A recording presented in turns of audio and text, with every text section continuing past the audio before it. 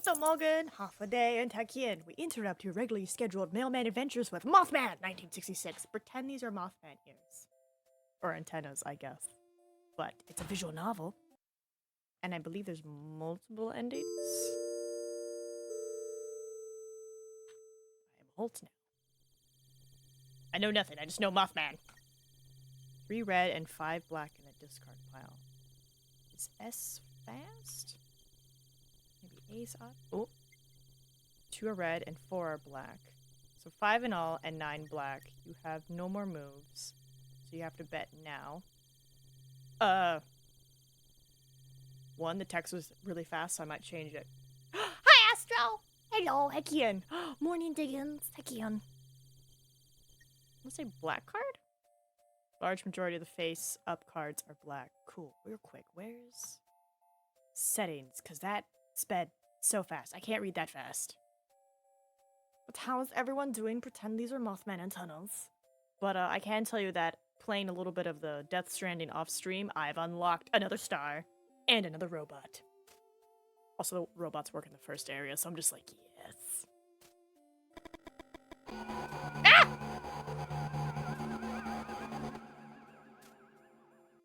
Diggins, what are you doing?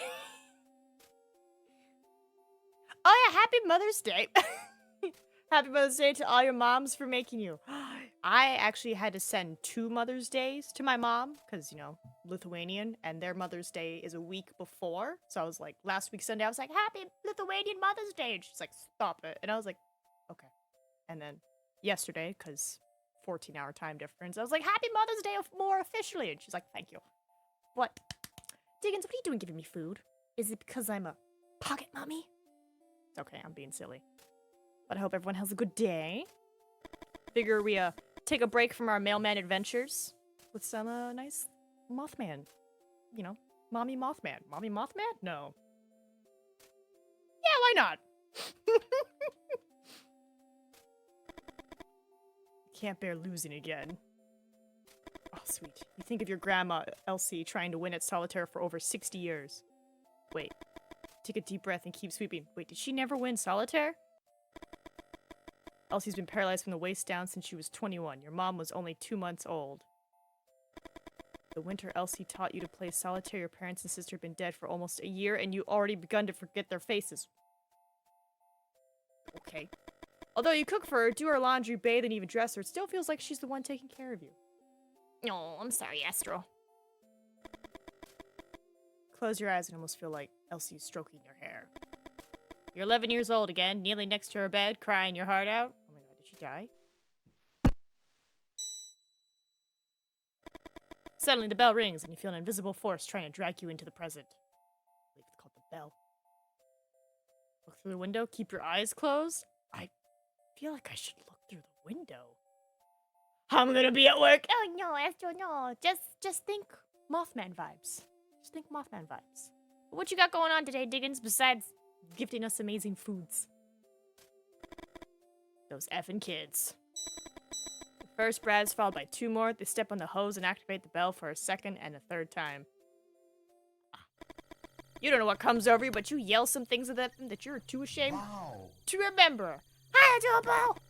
You justify yourself thinking that they might be the ones who just got in your garage that night. Heck, Ian, what are you doing giving opals? Put the opals back in your pocket. Ah. My buttons are broken on my stream deck again. So, fart on them? Yes, you can fart on them, Astro. But how are you doing today, Adobes? We're doing some Mothman, taking a nice break. But I can tell you, I made sure to record my off-stream sessions, and I've, like, super cut them to the most interesting parts, because honestly, the first half, like, 2 hours was just me driving back and forth between all the ports. Stole some parts of the replica machine gun you're building. Yeah. You won't let anyone mess with your project. The Winnin STEM machine gun is a jewel of your collection. Those kids yell at you, old freak, and laugh, sheltered by the distance. Deep down, you know that it can't be them. How would they know which part of the machine's guns were worth stealing? I'm gonna move something. Where is my mouse? 1 second. I was like, I want to move something. This. I want to move this. Come hither. Come hither, I say. Come here. There we go. I was like, heh. Yeah. Don't mind me, I'm just adjusting things. Yeah. Maybe. I don't know. Well, now I'm getting cautious about it. There we go. That's better. Anyway, that guard dog's being brought over in a few days and you'll be able to stop worrying. Probably should check the hose. You think about what someone told you at the bar about replacing the hose with a thicker one so that it could only be activated by the weight of a car. Do that. And what happens if the kids jump with their bikes on top of the hose with one of the wheels, you asked? Kids are always going to find some way to bust your balls, they reply. Yep. Alright, well, I'm gonna go back in. You try to calm down. You look at the shelves and think of the solitaire your grandma taught you. Why am I getting Shia LaBeouf vibes? Your grandma always said that everyone has their own place in the world. Shia LaBeouf. And that people keep dancing around it without ever reaching it. Shia LaBeouf. Sorry. To win the solitaire, you have to stop dancing. You know that the chances of winning are incredibly low. It's solitaire. Has no one won solitaire before? You can't bring yourself to turn over the next card and decide to start sorting the shelves instead. Doing simple jobs builds up your self-confidence and provides you with some illusion of control. Grab something from the upper, middle, lower. Let's go up. Bottle, box. Bottle? Place something on the middle shelf. Oh, I see what I'm doing. I'm mixing a matching. Okay. Put you on the middle shelf. And I'm gonna put you here. And then I put you here. Ah, beautiful. It's gorgeous. Good. One type of product on each shelf.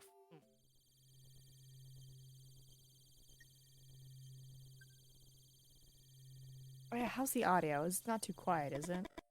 You scratch your head. This time, sorting the shelves doesn't help. You feel the same urgency as before, and you can't think of anything else. Is the card going to be black? You need it to be black.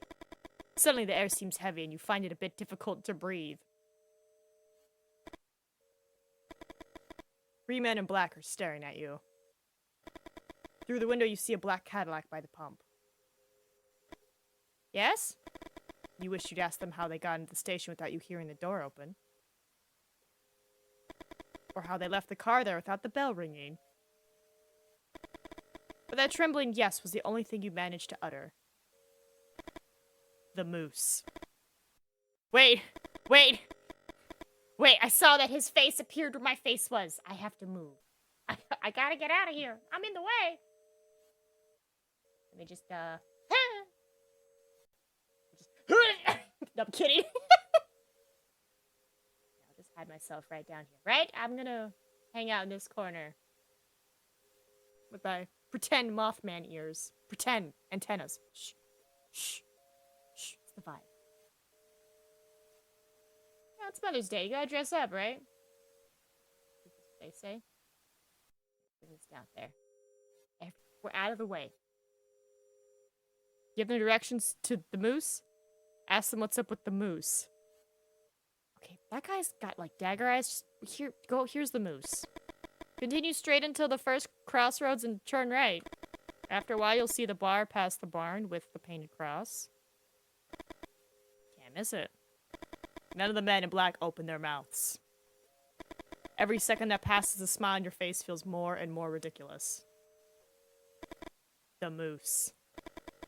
You bought a woman a whiskey. You don't know if it's the right move, but you try to relax and be more friendly. Do you know of a more effective way to socialize? You told her the dream about your grandma. A chill runs through your body. It's been a few weeks since that night. And even though you had a good time with Martha and have no regrets, something about the way these men in black ask their question makes you uneasy. What do you want to know? Granny in the forest. One of the men farther back lets out a cracking noise. You look at him, believing he's laughing, but the man in black's expression doesn't change. Ask them why they want to know. Tell them about your dream. Why?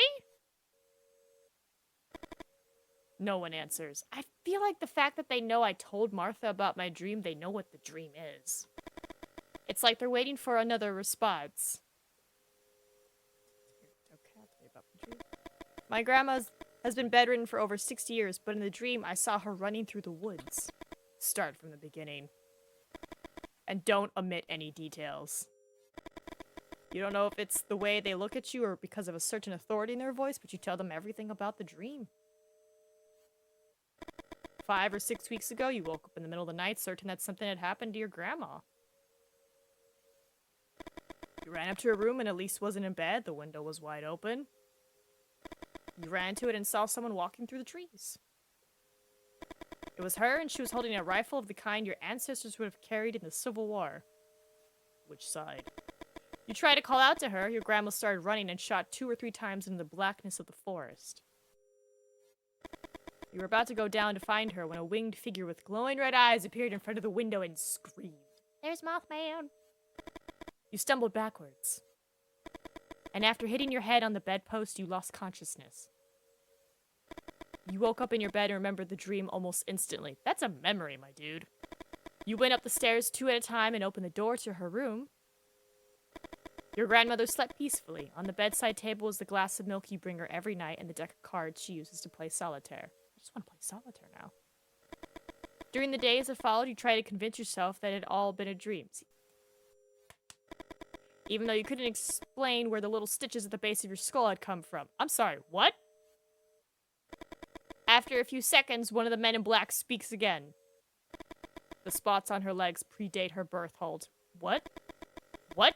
What is he talking about? Is he referring to the dozens of moles on your grandma's legs? And what do they mean by saying those spots predate her birth? Elsie always makes the same joke when you sponge her calves. Be thankful that you have to clean my legs and not my grandfather's. According to what she told you, her granddad had been shot dead by an experimental weapon early in the Civil War when his legs were ripped to shreds. The Winnan steam gun, son. A machine gun that doesn't appear in any book. You think about the replica you are putting together in the workshop, and you wonder if it was the men in the black who had stolen those pieces. You're not telling anyone else about this visit, Holt. You start to complain when one of the men in black picks up a card from the counter. Uh-oh. The top card of the deck. The crunch horrifies you! The teeth of the man in black seem to tear more than simply paper. He's biting my card. Why is that terrifying? He just took a bite out of my card? Desperate, you throw yourself under the counter and look for the card. What? Your heart is pounding. You look out the window and you don't see the Cadillac. You walk to where the car was parked a few moments ago. You step on the hose. And the bell rings. What the fuck?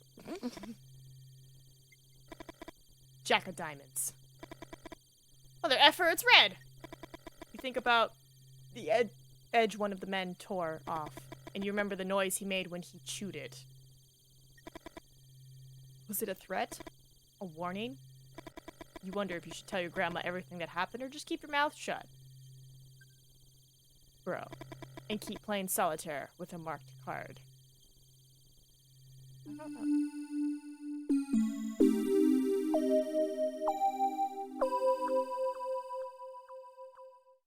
Okay.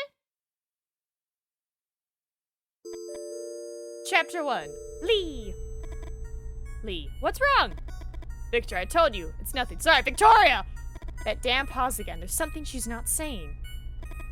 The Mustang purrs. You shake your head, feeling sad inside. The sound of an engine hides no secrets. Lee, you're right. You bite your lip and sigh. Why is everything so damn hard? Wait! Wait! bite your lip and sigh.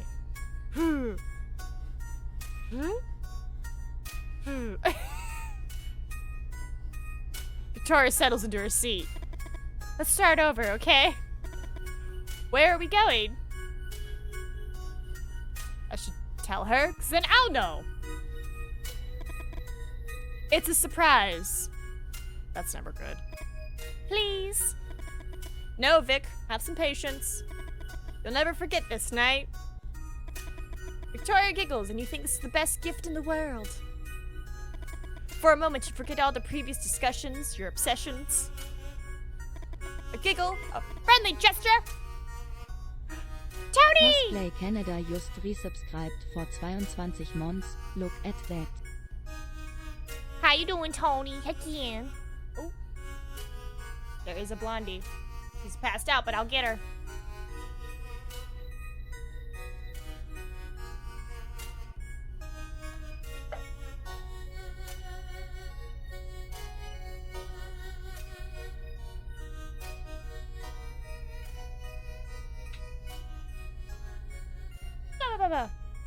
Yeah, I figured with what's today, but don't worry, we're playing Mothmen. We're taking a break from our mailman adventures, which so much has happened since the last time you saw us, which I wanted to tell you that since the baby cried, it hasn't cried since. It hasn't really cried since. Except maybe when the boss grabbed us that one time, but it hasn't cried. Cass, she is out there because it's kind of rainy. So she's all achy. She's in the living room. Don't ask her. I'm sure Cass misses you too. So instead of being mailman adventures, we're gonna do some Mothman today.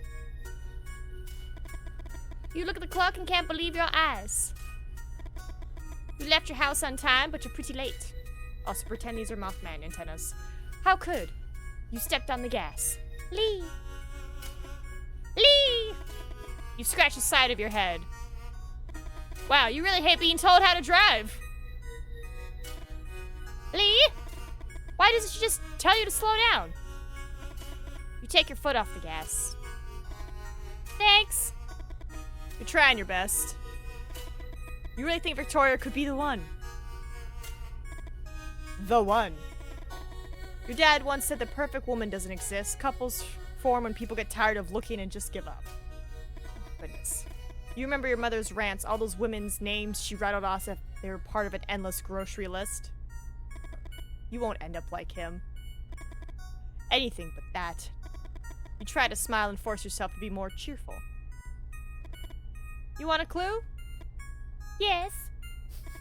Victoria looks into your eyes and you feel a warmth on your face that takes you by surprise.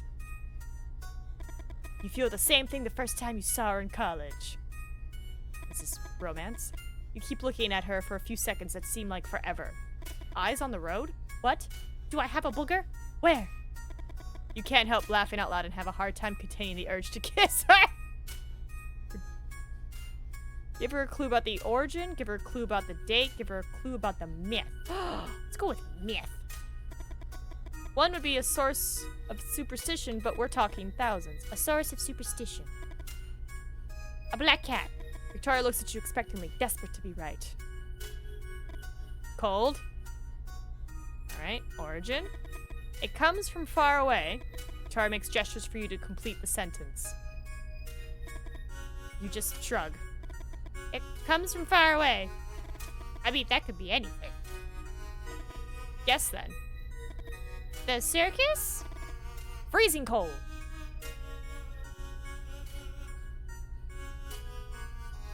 Look at that! You were so close to catching your favorite Pokemon, but good job, Diggins. It happened 100 years ago. Victoria answers almost immediately. After all, you're both majoring in history. The end of the Civil War! No, not in 1865. I mean, exactly 100 years ago. Oh, let me think then. You're running out of time.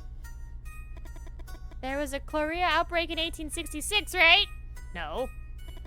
And how twisted do you think I am to set up a date themed around a cholera outbreak from a century ago? Victoria laughs and hits you on the shoulder. You chuckle and act like it hurt. No, Vic, just give me a minute. You won't guess it unless you reach out to open the glove box and Victoria grabs your wrist. Better leave it to me. Victoria opens the glove box and examines its contents. A folder, a box, a flashlight. What are you looking for exactly?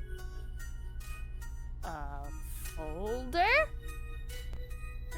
Victoria opens the folder and examines the documents. Some papers, insurance details. Do you want me to read some of this? You shake your head. Okay, my bad. Box? Victoria takes out the box and opens it. Let's see what you've been hiding. You think about saying something, but you instantly regret it and keep your mouth shut. Spare change, a lighter, a pack of cigarettes. Nothing to worry about, I reckon. Keep looking, please. Oh, under the flashlight. A book. 1966 Shelby Mustang, the car handbook? No, not that. What else? Forbidden! Hello, friend. Hekion. We're taking a break from our mailman adventures to play Mothman. Also, happy holiday if you celebrate. I don't want to just, like, say it every time someone comes in, because, you know, it's not a happy day for everybody. But it's a day! Already got everything out. Wrong button, Nina. 1 second. There's this too. How are you doing, Forbidden? Victoria stretches out her hand and you finally grab the map you wanted. It was folded against the bottom of the glove box. You start talking and Victoria interrupts you. Hold that thought while I put everything back. Aww. You put the map on the dashboard while Victoria puts away the folder, the box, the flashlight. Vic, you know I like it tidy in there. Ha! Very funny. Vic flicks through the book she found. Red Badge of Courage. Haven't you read this book 1,000 times already? You know she's testing you. Vic knows exactly why you carry it everywhere. The novel that portrays the era you're obsessed with like no other. What the hell is this? Suddenly, you remember you're using the pencil sketch that Victoria drew of you in one of your classes as a bookmark. A sketch that she begged you with tears in her eyes to destroy, and you swore you already had. It was Blondie. Vic, I'm sorry. I swear. Watch out! Oh, something's happening. It's okay, Tony. You can show it us.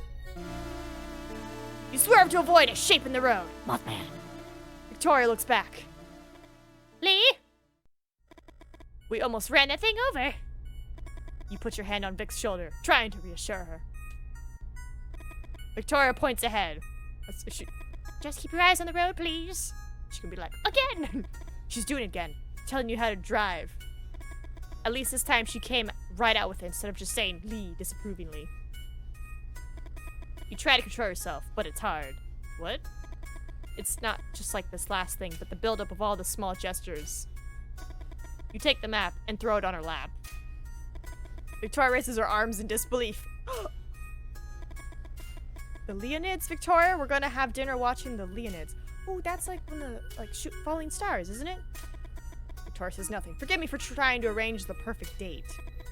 Shooting stars? Falling meteors? Try to keep silent, but you can't hold it in. Meteor shower. That's the word.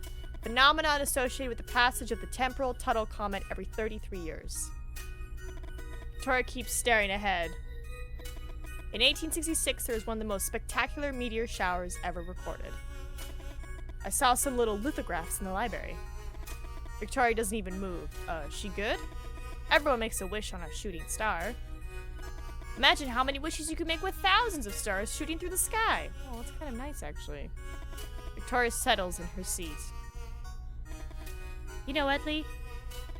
Shut up. You've never heard that tone before from her. Just keep quiet until we reach. She pauses as she examines the map you threw on her lap. Holt Station? You feel your heart pounding. Your hands are shaking. That's what she wants? For you to keep quiet? For you to not say a goddamn word? Uh-oh. Your hands grip the wheel tight. All the preparations you made for tonight? Your friend Freddie had worked out the typical ideal place. I'm pretty alright. I've already said my greetings to my mother. Offspring bearer? Incubator. I'm sure there's some other funny ways to say it, but I asked her if she wanted anything, and she was like, you're coming out in October. That's good enough. And I was like, but... Okay.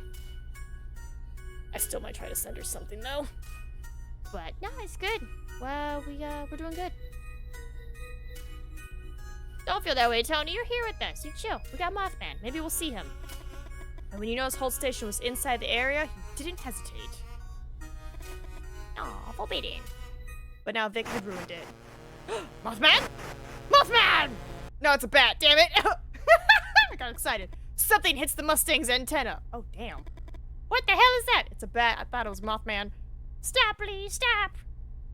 Stop the car or don't stop the car. I don't really want to stop the car. But at the same time, I should. But I shouldn't. What would Nina do if her partner was yelling at her and being very upset that I spent all this time to plan a date and then some poor bat gets caught on the antenna? I'll stop the car. You slam on the brakes. Instinctively, you put a hand in front of Victoria to keep her from hitting the windshield. You get out of the car and find a dead bat in front of the headlights. Oh, it's a whittle thing. The animal hit the antenna and somehow got entangled. You can't believe it. What are the odds of something like this happening? Don't bats have some advanced echolocation system like a submarine sonar? What starts as a simple grunt in your throat emerges as a helpless scream. What? Fire! This is what I get for trying to do something different. We should have gone to the movies. Leave? Vic's whispering. It doesn't take long to see why. Oh, God. Over there? The coyote is watching you from where the dark of the forest meets the light of the moon. Vic, we got this. I'm gonna punch you in the face. It's not interested in us. You point to the dead bat. They're scavengers. Scavengers. You hear a growl that quickly multiplies. Barely even human savages. Suddenly you're surrounded! It's not the first time you face coyotes in the woods, but you aren't taking any chances. Oh my God, yes. When I say, run to the car as fast as you can, you try to recall all the advice you've heard for situations like these. Make lots of noise. Wave your arms around. One of the coyotes in front of you approaches. Oh my God, do Miss Lee. Yell and gesture, run to the car. I mean, since they're scavengers, you know, they're a bit skittish. They don't really want to fight, you know. They're like, oh, easy meal? Perfect. Not? They're like, I'll wait. Yell and gesture. Yell at one of the coyotes on this side of the car. Yell at one of the coyotes on the other side. Don't. Yeah, my side. To your left, in your center, to your right. Okay, well, this guy's in my center, so ha! Another coyote advances. You look into its watery, bloodshot eyes. Yell. My side. My left. Oh, yell and gesture. This side. To my right. Shit. Oh no! 3 coyotes advance at once. Yelling or waving your arms around won't be enough this time. Bang on the hood.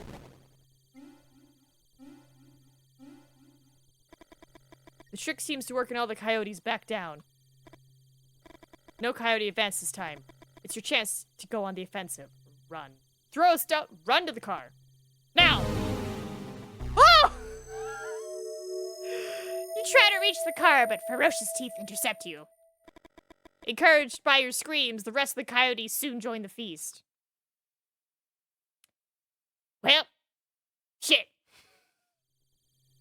Let's try this again. Alright, yell and gesture. Hey, these coyotes are pretty alright. Alright, to my right. We might have to do this whole thing again. Okay. Yell and gesture. This side. Center. Yell and gesture. This side. Left.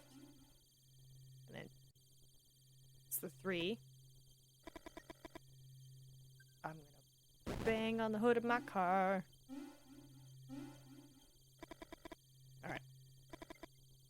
So don't run this time. Now I must throw a stone. Find 4 stones. You pick them up. I would say this side of the car. And I'm going to say to my right. Coyote retreats in the dark of the forest. Yeah, what if we just get this entire side? Stone flies to left the coyote, making the one closest to it also retreat. Just to make sure. One less coyote to worry about. Coyote retreats and you feel more and more confident. Run to the car, goddammit! Now! You get in the car, close the doors, and Victoria starts laughing. Although you know the reaction is more adrenaline than anything else, you start laughing too and then kiss her. We're driving. Focus. You start up the car and the V8 roars into life. You resume the trip. Okay. I thought he was like driving like, ha ha ha! After a few wordless minutes, you suddenly remember something. She told me to shut up. Holt, Vic. We're going to Holt's gas station. Victoria starts whistling. The doubts, the fears, everything seems a bit ridiculous now. You think about the plans you made for tonight and smile.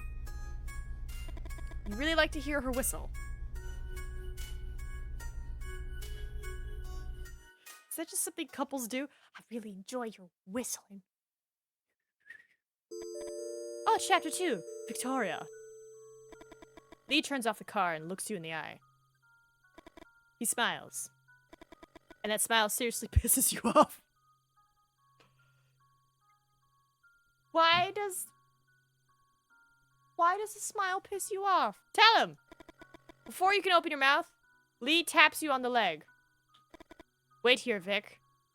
I swear you won't believe it. You bite your lip and take a deep breath. You see him greet someone. Holt? Lee had written Holt Station on the map he'd thrown on your lap 20 minutes ago. He'd written it by hand, and it might as well have said Hort Station, or Halt Station. Hell Station, even. Lee's handwriting has always been intriguing to you.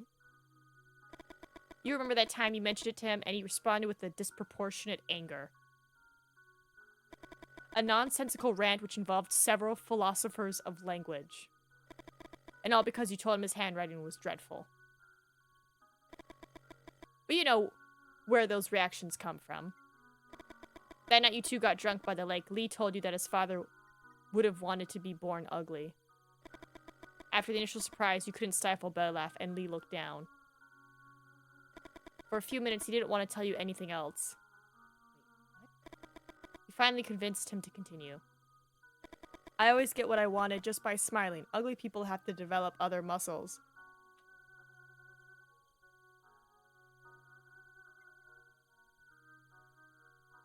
Is this man straight up just saying, I have pretty people problems? Okay. Okay. Alright. Tell me. He's opening up. Let's be, responsive. Unfortunately, those other muscles are the ones that last. Okay. You couldn't believe those words had come out of the mouth of a flesh and blood human being. Maybe some poorly written character from a cheap romantic novel, but Lee's father? You picture Lee that night throwing pebbles from the shore while telling you everything about his father's teachings. Oh, the frustration. All that frustration. Was that the night you got pregnant? What? You've both been drinking. Suddenly, you find it difficult to breathe. Anxiety? The interior of the car feels like it's getting smaller and smaller. No. Yeah, anxiety. You need some air. I'm gonna say hi. It's gonna be just weird if I just stand here just... Holt, right? Holt seems startled. Hello. This is Victoria, my girlfriend. Be right back, Vic. You see them walk away with a box that they took out of the trunk. Pepper is gun. And from the effort Holt's putting in, it seems heavy. What's inside the box? You're not stupid. You know that Lee has some business on the side beyond his work as an intern at the university. What's in the box? You heard some rumors and you have your suspicions. Why are you with him then? However, you never did too much digging. Horrible. I prefer to keep it a mystery. Something to make Lee a little more interesting. You light a cigarette. Ooh, mystery business? Ooh. Would Lee be a good father? And the question that you still haven't had the courage to ask. Would you be a good mother? Not me. The clicks repeat at irregular intervals. It's a bat. Small moths approach the light to get electrocuted. Never mind. Is that love, Victoria? You laugh and shake your head from side to side.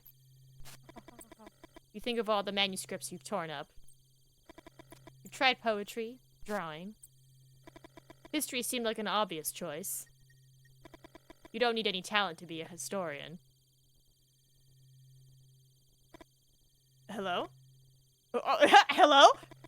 The man talks to himself while holding on something in his hand. Have you seen any winged creatures flying over the area yet? Lou. For a moment you think he's asking some kind of tricky question and you remain silent.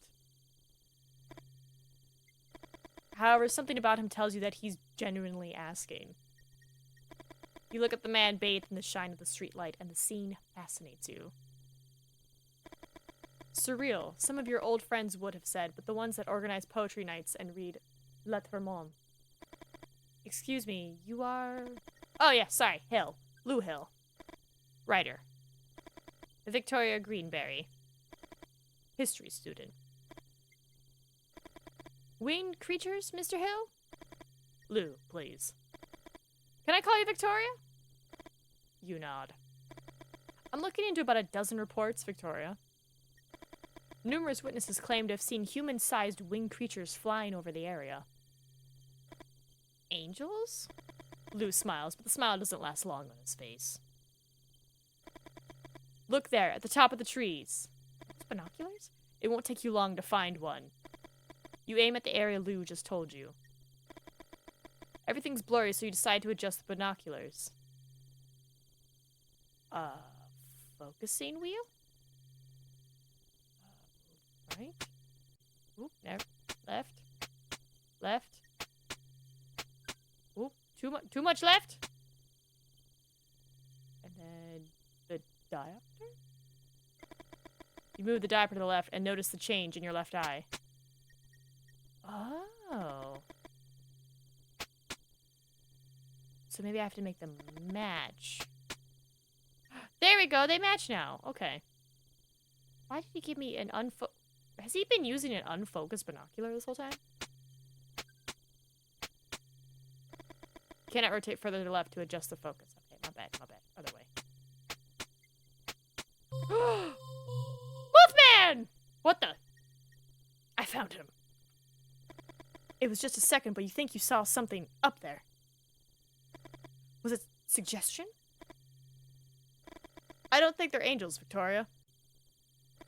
But before I can tell you my theory, I need your help. I just met you. Could you draw in this notebook what you just saw? Yeah? At any other time, you would have refused with some witty comment. But there's something about Lou Hill that invites you to play along. I mean, you wonder if the fact that he's presented himself as a writer had something to do with it. Draw the head. Huge owl head. It was a little owl head. Alright, draw the body. Small round body with chicken wings, wide chest with short arms and wings, human chest with huge wings. I mean, it looked more bird. It looked small. Oh, no! Ooh, no, that's not what I saw. No, that's not what I saw either. Is it really... Okay, that's close. Let's see, thin insect-like legs? Ooh, no. Ooh. Yeah? Weird bird. What about this one? Oh, no. Get down, bunker. Don't, get down, bunker. Don't. Sorry. He's got hammer time pants on. I'll take the legs. Before giving it back, you write some notes further describing what you saw. Lou hadn't asked for them, but somehow they make you feel less anxious. You never felt confident about your work. Lou looks at the notebook for a few seconds that felt too long. You think about the time you showed your sketches to your art teacher and how he embarrassed you in front of the rest of the class. Oh my god. What? Sorry. I was talking to myself. Can't help but blush. Victoria! For once, you're glad to hear Lee's voice. All good? Although he seems to be talking to you, Lee keeps staring at Lou. Lou Hill! Writer. Lou holds out his hand. Lee Miller, historian. Lee walks over and puts his arms around you, his back to Lou. You know he must have been annoyed that Lou introduced himself as a writer. Why? Although it's hard for you to admit it, you like to be hugged. You feel safe. You think you would also feel safe in your grandmother's arms or in the arms of any of the other strong women in your family. The heat of Lee's body. The hardness of his muscles. Oh god. You remember all those biological arguments you hate so much and you can't help but smile. It's like you're cheating when nobody's looking. What? Come on, Vic. Let's see the surprise. Close your eyes. I guess I'll play along. Close my eyes. Close your eyes and let Lee guide you. Now, open them. Oh, it's a little picnic. See? Oh, so, what do you think? A romantic dinner for two under the same meteor shower that amazed our ancestors. A lot of emphasis. Ancestors. You instinctively put your hand to your belly. And when you realize it, you quickly put it in your pocket. Wait, does he not know? You look at the dog tied to the post. Oh. The dog growls into the dark.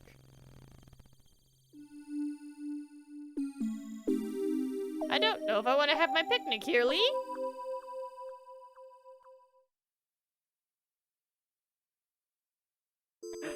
Back to Holt, Chapter 3. You've known Lou Hill for a few months now. The first time you talked to him was at the Moose. Lou was looking for information about some unusual lights in the sky. Nobody would talk to him. Before going to the restroom, you went over to his table and suggested he buys people a drink first. When you got back, Lou was already talking to Rick and Stella, their tongues sufficiently loosened. Lou raised his glass in your direction and smiled. Although it wasn't you who gave him the nickname, you still feel a little guilty. What? Since that night, most locals refer to him as Lou Refill Hill. What do you recall about the encounter with these men in black? You smile. What does he mean? It'd only been a week. You think about how to answer. You know Lou, he loves asking questions. So you're gonna tell him one thing, and one thing only. No follow-up questions. Tell him about your grandma's legs. Tell him how one of them bit a card. Tell them about the dream about your grandma.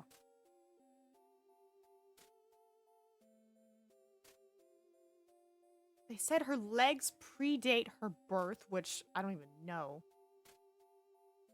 I don't know what telling him about some dude eating a card. Yeah, just go with the dream.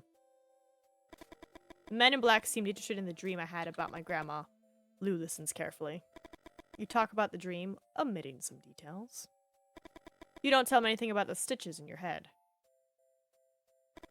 You know if you did, he'd keep asking questions all night.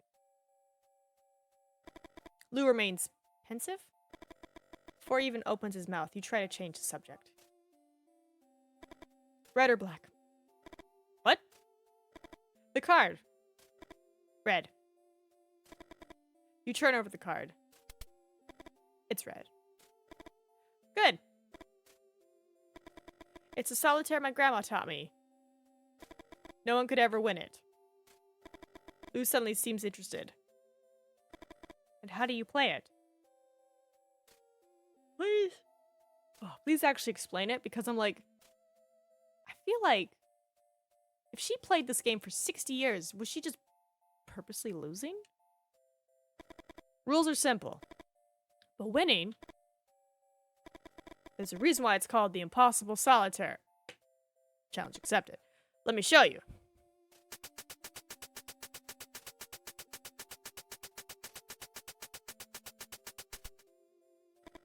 The objective is to move every card from the board to the discard pile. Okay. You can move any card whose rank is one higher or one lower than the topmost card in the discard pile. So let's say there's 5 in the discard pile. You can either place a 4 or 6 on top of. Yeah, what? No. And remember that if there's a K in the discard pile, you can place an ace or a queen. A comes after K, and the opposite is also true. So, 28 cards to move. Seems easy enough, right? Yeah. Ooh, this might take a second to do. Go grab a snack. Go get yourself a drink. This Mothman's gonna try to win this game. Okay, so if we do that puts us there. But if we do 8, 7, 8, 9, that gets us at least 4 cards.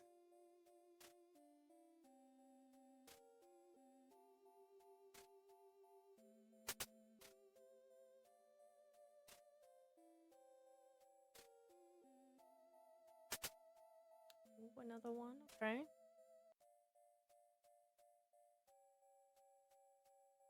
Ooh, there's a 7 though. Yeah, I'll go for the 7.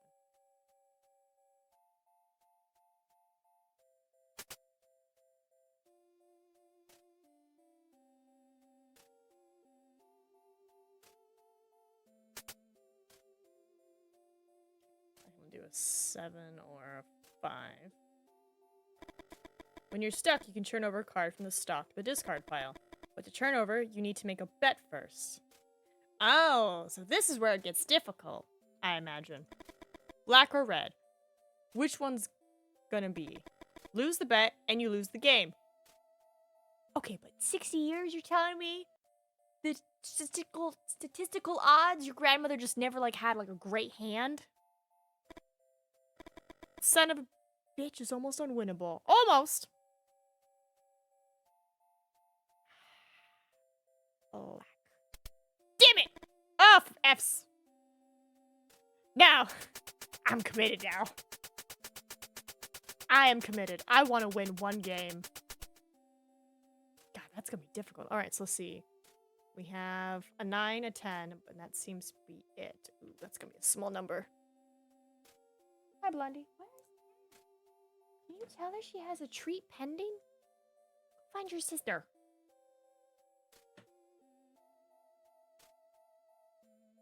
Alright, give me this.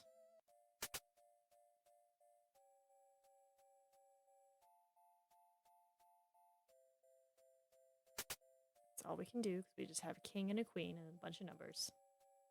Black! Shit!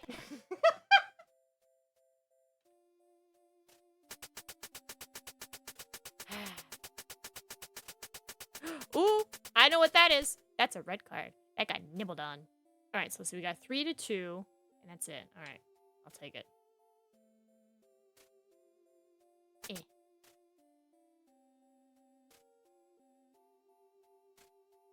Nope, come back here. That's it. I don't have any aces. I swear, I feel like if I bet red, it's gonna be black this time. Black. God! Alright, fine. I'm betting red.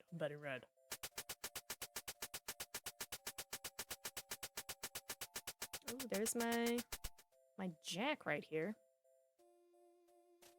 3, 2, ace. Ooh, good.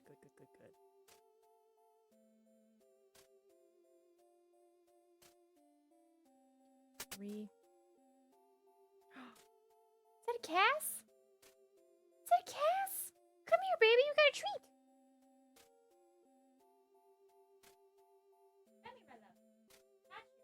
Other one. Hi, baby.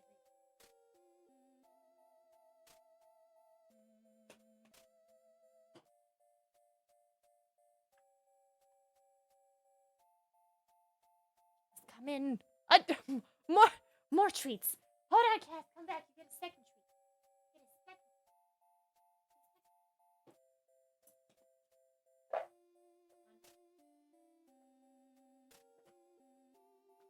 For your second treat, I'm gonna use the old lady.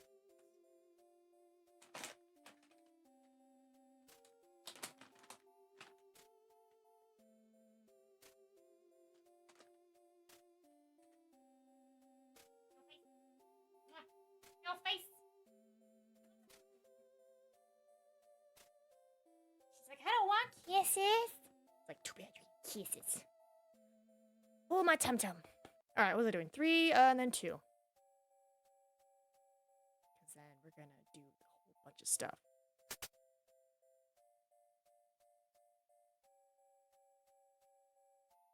Okay, ace.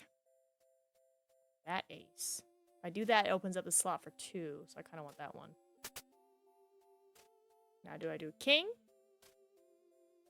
Actually, I have 2 kings. I can do a bunch of king-queen stuff.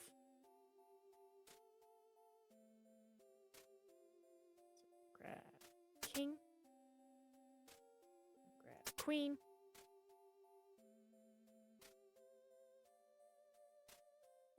So another king. Grab a queen. That is all I have. I could have grabbed the ace, but either way, a card would have been revealed. Okay. Red. Oh, this game has it out for me. Okay, I'm done. I'm not gonna be able to do it, I guess. How? I might just play this in real life. God, I got 3 reds in a row, and then I'm like, all right, let me go red, and it's like, black. One more time.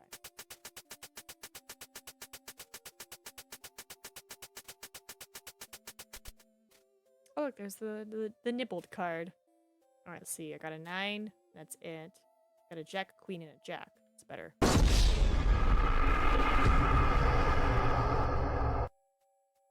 Rude? Rude? Sir. Excuse me. I tried. How dare you? And then grab queen and then the other jack.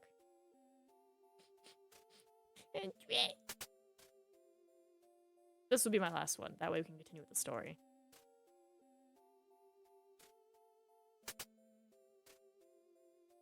Okay. Black? Oh, thank God.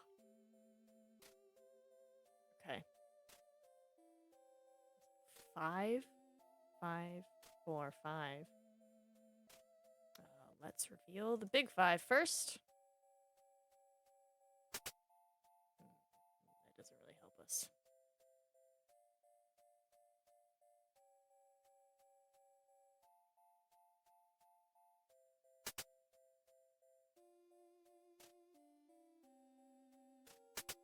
Let's go.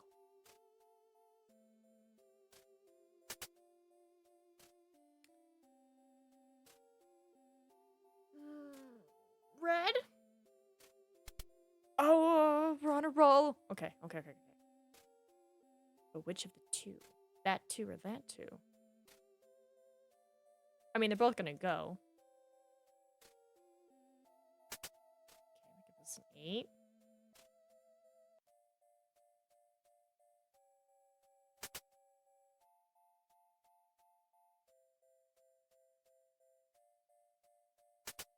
Damn it. What did I vote last time? Okay. Yes. I can either do 6 or 8, 9, 10. Bigger number.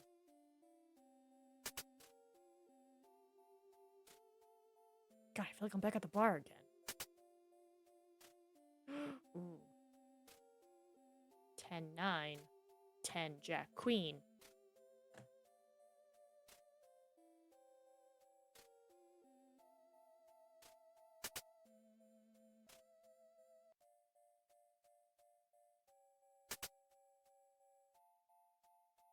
That's cool. I could just go the other way. Let's go. How many aces? So close. Black? Ah! Okay, I'm done. That's like the furthest we've gotten. I'm done. A solitaire is a good run. Lose with 15 or less cards to go. I'm sure there's an achievement if you actually do it. I tried. You hear barking from the back of the station. Bark, bark. Trent! When they brought him in, they told me his name was Chase. F it. It's Trent for me. You know Trent, right? From the Moose? Tall, prominent belly, and a scar parallel to the growth of his beard. You laugh heartedly. Ha ha ha ha. Lou Hill might be a bit of a pain in the ass, but no one could deny that he was good at the descriptions. You think about the book he's given you. He signed it and everything. Where did you leave it? I call him Trent because he barks like Trent on open mic Tuesdays. Come on, let's go to the garage and see the machine gun. What is happening? Okay. How many chapters are there, do you think? Chapter 4. Oh, I'm Victoria again. So is this his idea of a special date, looking at shooting stars while holding your hand? Hey, it's pretty romantic, telling you his plans for the end of the semester. 1966. You can't stop thinking about the raw strength of the hug from a minute ago. Oh my god, please stop. Or how he scared the coyotes away by yelling and throwing stones at them. You think about your friend May, all those dark fantasies she told you about? Huh? But holding hands like this? Smiling and talking and looking into each other's eyes? Feels like giving up, doesn't it? You know you're to blame, too. Aren't you playing the perfect girlfriend role? Don't you make eyes at him? Don't you say love whenever you call him? So, is this it, Victoria? Oh, they're happy. Is this what you want for the rest of your life? Why don't you make up your mind just for once? You think of May again, of those women she'd claimed to know who could solve your situation using a coat hanger. You wouldn't be the first or the last. The dog barks like a maniac and you appreciate the distraction. A mixture of guilt, anguish, and apathy takes over you. And now what? Why is he looking at you like that? Why doesn't he say anything? Has he asked you a question? Repeat the question. I said if you're excited about the Doors. The band?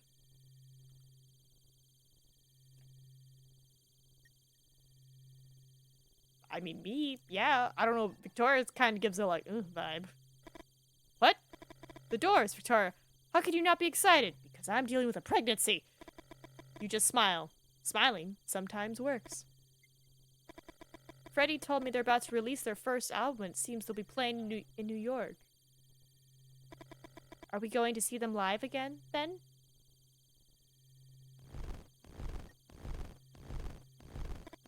This is the most romantic date. Even though you try, you gradually stop listening to him.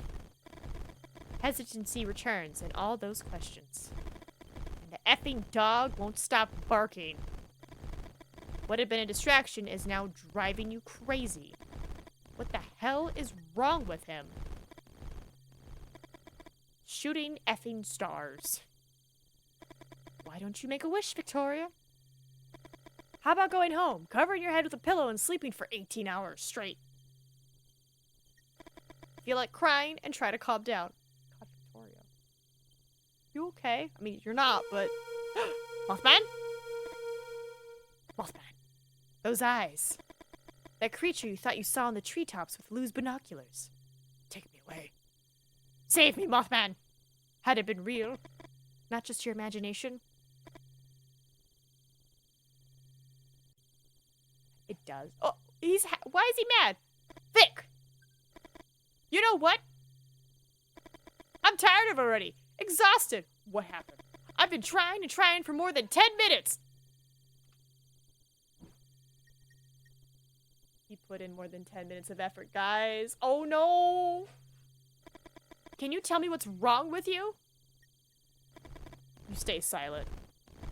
You need to think. But Lee's right. Try harder you could. It's not fair to either of you. With so much noise, it's impossible for you to concentrate. Hold on, there's a bunch of noise happening. 1 second.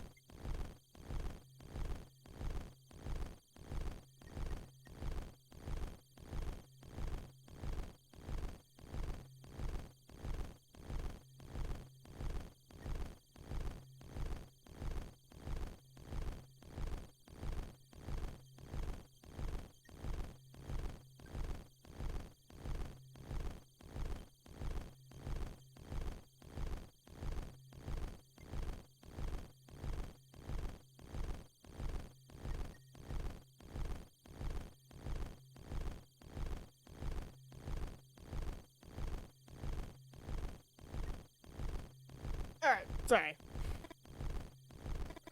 You know they're all excuses, though. Are they? Winged monsters don't exist. It's just your brain desperately trying not to focus on what's important. The sudden scream chills your blood. Ah! And silence takes over everything. Oh, Mothman said F this dog. Wait! You can't leave a chapter there! When you're staring down Mothman? Wait, is there a Mothman chapter? Oh, I was like, Mothman POV? No. Have you met Lee? Tall guy with the blonde girl? He made 0 graphic copies of some docs I've used to assemble this beauty. That's a big gun. Where did he get the docs from? You bite your lower lip. Ow. Do our writers ask so many questions? Lee works at the university, in the history department. Lou adjusts his glasses. I don't have them anymore. You don't know why, but that gesture irritates you. Oh, never mind. The Winans doesn't work like a normal machine gun. Yeah, you're telling me. Normal machine guns use gunpowder to fire projectiles. Uh-huh. Do you know what the Winans use? Air? Centrifuge force. Interesting. Lou repeats the gesture with the glasses. Today, Lee brought me some ketchum grenades. Do you know about ketchum grenades? Like ash ketchum? I doubt it, but... Lou shakes his head and readjusts his glasses for the 3rd time in less than 5 minutes. It must be really sweaty. It's when they slide. You take a deep breath. Say it doesn't matter and leave the garage. I want to know about ketchum grenades. Gotta catch 'em all. Although you can't stand Lou Refill Hill's tick, you enjoy talking about your collection of Civil War weapons. Again, which side? Ketchums are similar to footballs in shape. Oh, footballs in shape. They have to land on their nose to explode. They were highly inefficient in Port Hudson, for example. The Confederates used sheets to catch them without exploding. And then threw them back at Union soldiers. He was about to say something when you hear a scream that makes your blood run cold. Sorry. The idea of soldiers with, like, just bed sheets just being like, hold on, hold on, hold on, hold on, hold on. It's horrible, I know. But, imagery. You grab the shotgun without thinking twice. It's coming from the back. Come on. You don't have a good feeling about it. Something's not right. I mean, a scream is usually never good. Trent, no! Oh, God! Although it feels like a dream, somehow you know. The creature is real. Your dog's suffering is real. And there'll be no waking up from this. Unless you shoot it. Run to Trent. Ah, I think we gotta shoot Mothman. You aim your gun. Poop. But you don't have a clean shot. Hold on, ding dong.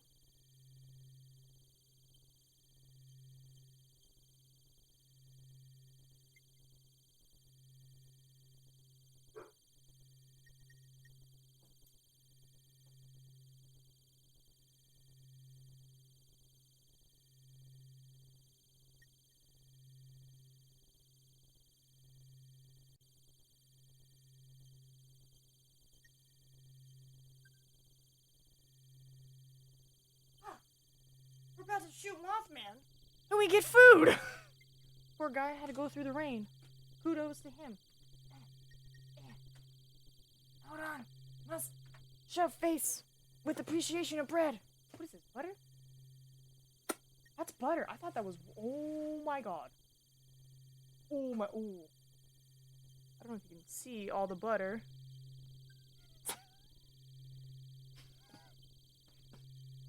Okay, it's just that lid. That's a lot of butter. So we couldn't shoot Mothman. Upsetting. Well, not upsetting. We're trying to save our dog Trent, which is funny because one of my film bros is called that. So run to Trent! You hear the muffling moans of your dog. Sure, I feel like he'd be dead by now. And the fury blinds you. You drop the shotgun and grab onto the chain. What? No, you don't. SOB is gonna strangle Trent. Pull the chain? Why would you pull the chain? Why would you pull the chain? Isn't that just gonna, like, ask everyone to help me? Come on! Hurry! before they arrive, you feel the pull. And the floor disappears under your feet. Oh my god, hold on.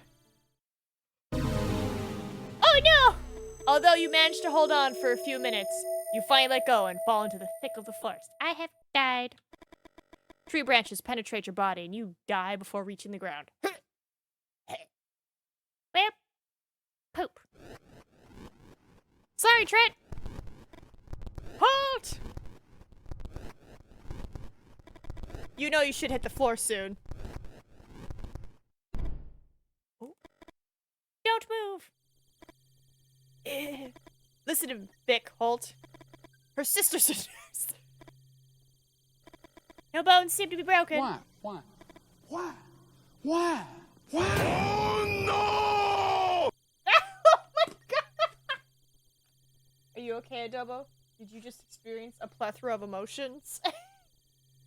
Sorry, I'm trying to open a box while read and chat and not make a mess with all my butter sauce.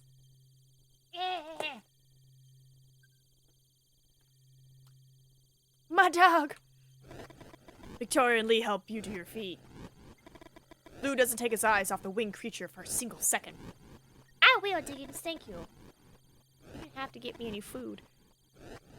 I really appreciate it, though. RIP! Hello, friend. Heck in. We're playing some Mothmen. We're taking a break from our mailman adventures. I know where your dog is, Holt. What?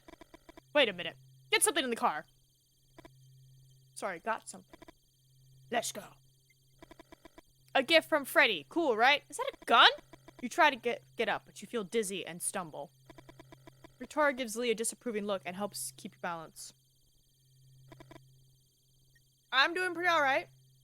It is a day that some people celebrate and some people don't, so keep that in mind. And I have been gifted bread. And I'm pretending these are Mothman antennas. Because we're playing Mothman, 1966. And I played a little bit of Death Stranding off stream, and I unlocked a second auto-delivery robot. And then somebody else had made one of the fancy bikes with the big thing, like little carrier thing in the back. And you could put packages in there and tie it with the rope so it doesn't fall out. And I was like, amazing. That's just me. Yes, it is the bread. If I could share, I would. You're gonna have to read. I'm eating.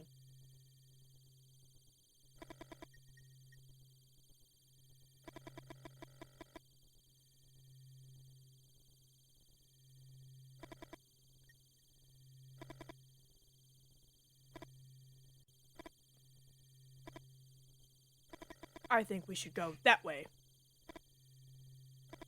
Lee. Now what? The place where Trent fell. I've calculated by projecting the point where the creature dropped it on this map.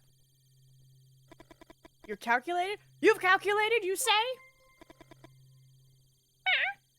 RLP_CR0 just resubscribed for 6 months. V. Rip, what are you doing? Thank you for the resub. Nina feed. Yeah, Nina likes her food. Look at you. Enjoy.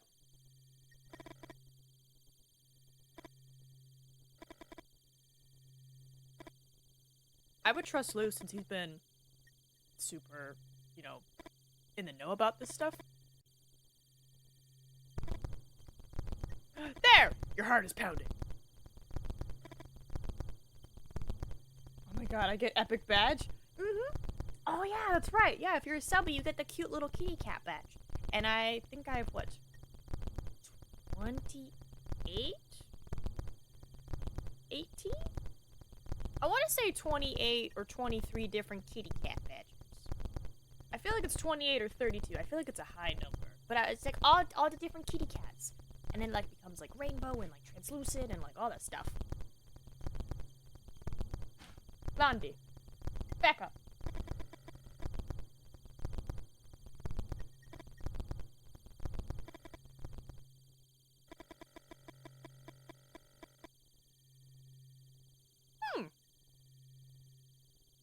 I did not know that, Lou.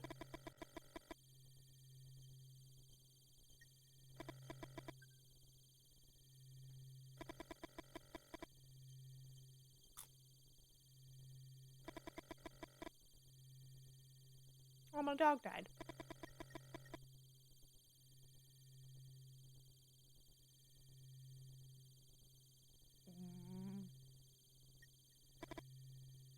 Never mind, Victoria said it.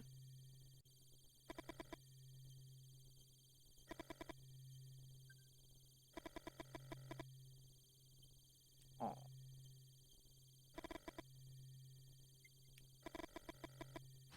I mean, I tried.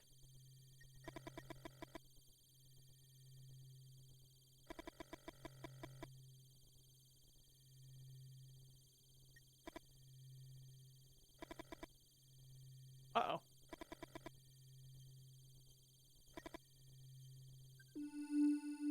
Damn it, Lee!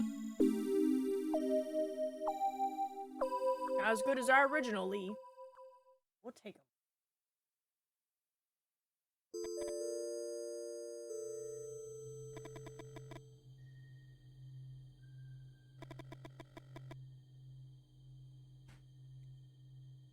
I'm sorry, are you threatened?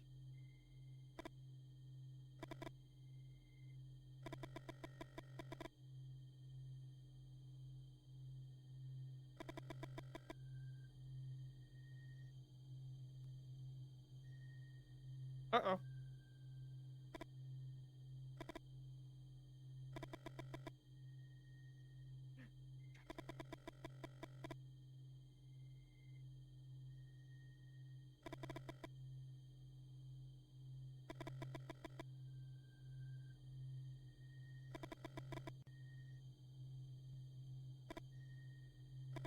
So, does that mean I don't super know Mothman lore, but I thought he doesn't. Is this like, are they trying to say that like Mothman came, I think they say he's either a cryptoid or an alien. So like, did he come with this meteor shower? Like, did his ship land or something and now he's like stuck, or is he just like, I'm on vacation? Good call. I don't know much about Mothman. I just know he predicts disasters? Right? That's like one version where it's like he just kind of like, he's not a harbinger of doom, he's more of like an omen where he's like, hey, shit's gonna go down, get out, kind of vibe, right? God, why is Lee so mad? You hold your head in your hands. You know what? Yeah, cry. You need a good cry, my dude. The last time you cried like this, you were 16. Macho cry, cry your heart. God, these achievement titles. You've come home early and found him hitting your mother. Oh my god. You tried to separate them and your father took it out on your ribs. His blows were like a rain of sledgehammers and his breath reeked of alcohol. Pushed you against the wall and you ended up on the floor. Your mom was clutching her head when your dad took a deep breath and kicked you in the stomach. Won't hit you in the face because it's the only thing you got going for you. And one day you won't have it anymore. You carry your father's photo in your wallet, not to remember how good he looked. Hell no. Whenever the pain was too much, you'd scratch his entire face until his features blended with the cuts in the paper. Only bit I know about Mothman is that they appear before disasters and tragedies. Lost. Right, like they're kind of like, what's... It's a weird comparison, but they're like the Pokemon Absol. Like, everyone thought Absol was like a bad luck thing. And it's like, no, the Pokemon predicts them. So it's like, if you see one, you're like, oh shit, something's gonna happen. I don't look up some Mothman lore now. And that they can't resist a good lamp and head pets. I mean, lamp, moth. Head pets, man. What the? You seem to hear something. A kind of rumor. You think of the noise hands make when they shake the dust off an old volume. A river? You try to think about the map you've got in the car. You can't remember seeing a river here. Further west, sure, but here? As you get closer, you hear it more clearly. You feel like kind of calm. Not peace, but numbness.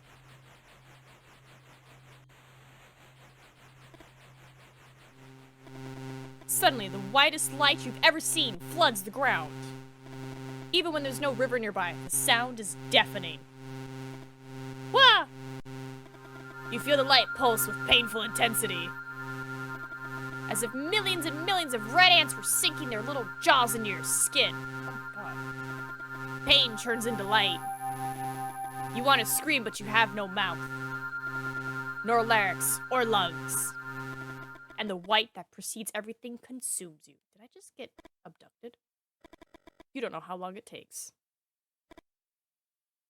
You feel the urgency of what is yet to be. And white makes you desperate. Is that a goat? Huh? Huh? You feel the white light leaving your body. Goat man?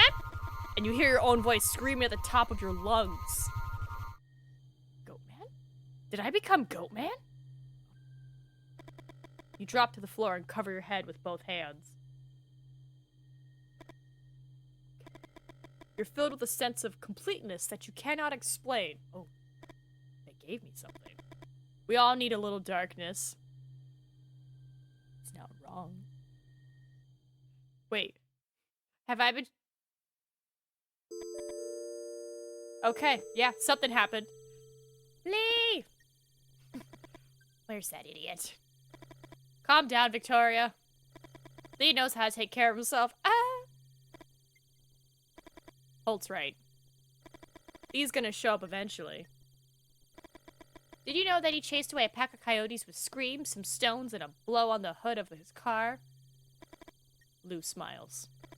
You wonder if it's authentic or a calculated gesture to show some empathy. Holt? What? What's your business with Lee? Holt looks at you for a few seconds before answering. You think of one of the computers at the campus. The IBM 7040. You know what it's called because you once wrote a poem with that title. Hold on. 7040. Is this the big computer? Hold on. Oh my god. Oh yeah, it's one of the big boys. I show it. That entire wall? It's a bitch. What? A Tobo. He might be, but look, an entire wall. That's a computer. Was a computer. Back in the day. And now they fit in our pockets. And on our wrists. It's crazy. The future, man. Holt is like that computer. A wall? From that outside, it's impossible to tell what it's evaluating before giving you an answer. I shouldn't tell you anything. Holt lowers his voice. But you shut Lou up back there. And I'm gonna make an exception. I carry my dead dog. Holt tells you about Lee's business, the sale of original Civil War pieces, the xerographic copies of historical documents. Don't worry. He knows what he's doing. Does he? You hear twigs snapping. Hold on, did Lee? Because he's a historian, and he's all about Civil War stuff. Did Lee give you copies? Or originals? Because if he gave you originals, that's gonna be a problem. Who's there? Grandma? Oh my god! The sight of Holt's grandmother holding an old rifle mesmerizes you. The whole thing looks like an image from some Wyeth painting. A wet dream for almost any of your classmates. Wait, what? An image that not only defies gender stereotypes, but also demolishes social constructs like that of grandma in classic stories. Yeah? The expression on Holt's grandmother's face changes. Her features soften. My legs! My legs. Grandma! Holt picks up his grandma and helps her sit against a tree trunk. He looks at his dog's corpse and beckons you to come closer. This is a... I need to bury Trent before carry it on. You nod your head. How far are we from the gas station? How do you feel, ma'am? Confused. Here, Victoria. You didn't hear him approach. You grab the handkerchief without thinking twice. There's chloroform on it. I'm joking. A strange feeling runs through your body. Maybe I'm not. Shouldn't you have at least considered some other option? Clean up her legs. Why? You rub the handkerchief against her calves and gradually remove the mud stains. Scrub harder. I was probably your age when I stopped feeling my legs. Holt's grandmother sighs and closes her eyes. Have you ever seen so many moles together? Lou speaks almost in whispers. I mean, yeah, aren't they called freckles? You wonder why. Let's go.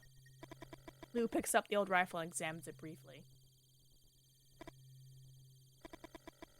Holt looks at you with an expression you can't make out. Are you okay? No, you're not okay. But what are you gonna tell him? That you're pregnant? That your boyfriend is missing? That winged creatures out of old pulp magazines are apparently more than just fiction? You walk for a while in silence. It's a good option. Try to think of something else, Victoria. A few minutes ago, you all started hearing the screams. Noticing sudden movements in the treetops. We're almost there. You find it hard to believe what you're seeing. I'm seeing a whole pack of them. Why are all these creatures flying over the gas station? Bruh. Interesting. Holt punches Lou in the shoulders. What? Interesting? Did you find it interesting what they did to Trent? We're not one of your cheap books, Lou. A sudden silence befalls the group. I'm gonna suggest a plan, cause... Wait, does that mean the thing that we thought was a bat was maybe a baby Mothman? Listen.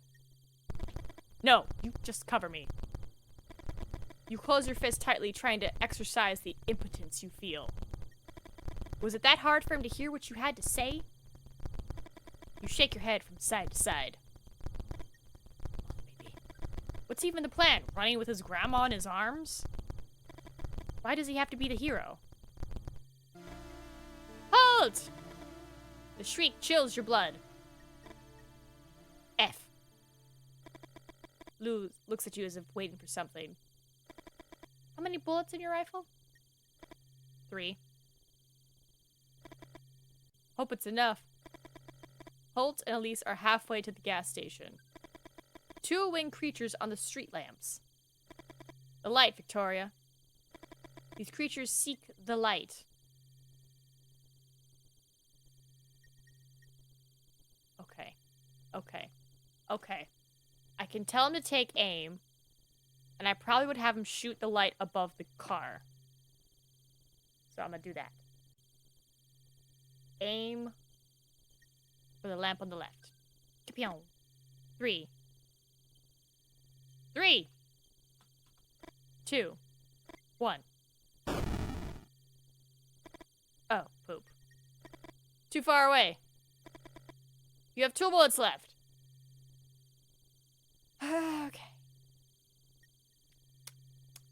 For the closest lamp on the right. Kapew. 3, 2, 1. You have 1 bullet left. I guess we'll shoot this one and just hope for the best. If we can just, kind of get to them. Aim for the center lamp. 3, 2, 1. Leave their lamps alone! The winged creature flies to the furthest pole. And it does so over Holt and Elise's heads. Desperate, you run to help. Oh. The winged creature rushes at you. The pain blurs your vision, you lose consciousness. I'm dead. That's the 3rd time I've died. Damn it. Right? Yeah, because I died with the coyotes. I died with Trent. And I've died now, right? It's 3? Yeah, it's 3. Alright. Let's try this again. Closest lamp.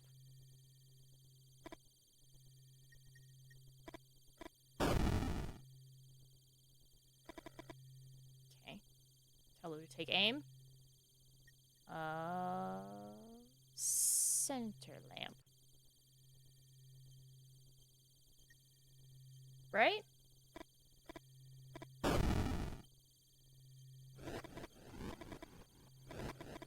Oh, so no matter what, I fly. Okay, 4. Damn it!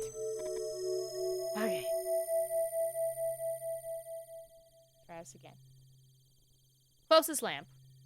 And then I imagine furthest lamp, right?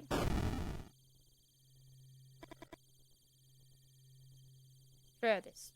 Farthest.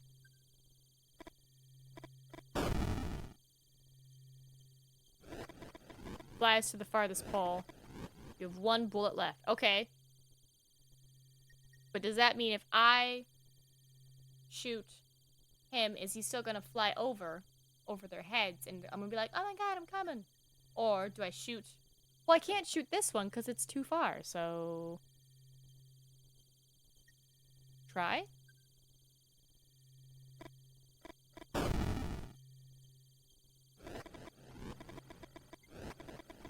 Oh no.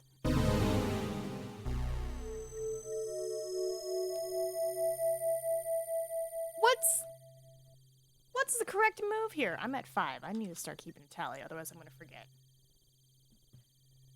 1, 2, 3, 4, 5. Okay. Because imagine if I just straight run, I'm gonna die, right? Yeah. Sometimes you gotta die to prove a point. Okay. Got most of it. Alright. Yeah, I was like, my buttons are broken, so I can't add deaths. I pretty much do exclamation death and then space plus. So I think only mods can do that. No, maybe some VIPs. VIPs should be able to do it. What if I do farthest first?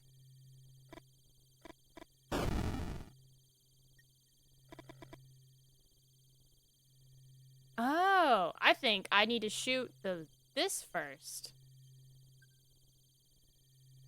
Well, well, well, Nina. We're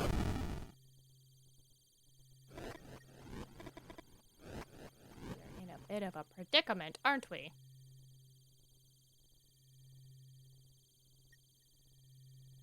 Nope, take aim, my friend. And then he flies over, and then I die.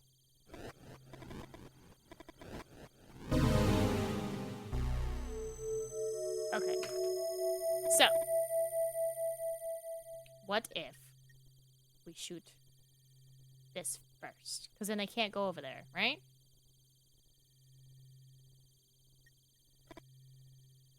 That's what I'm thinking. Alright.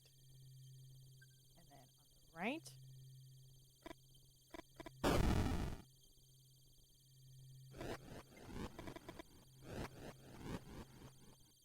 Closest lamp on the right.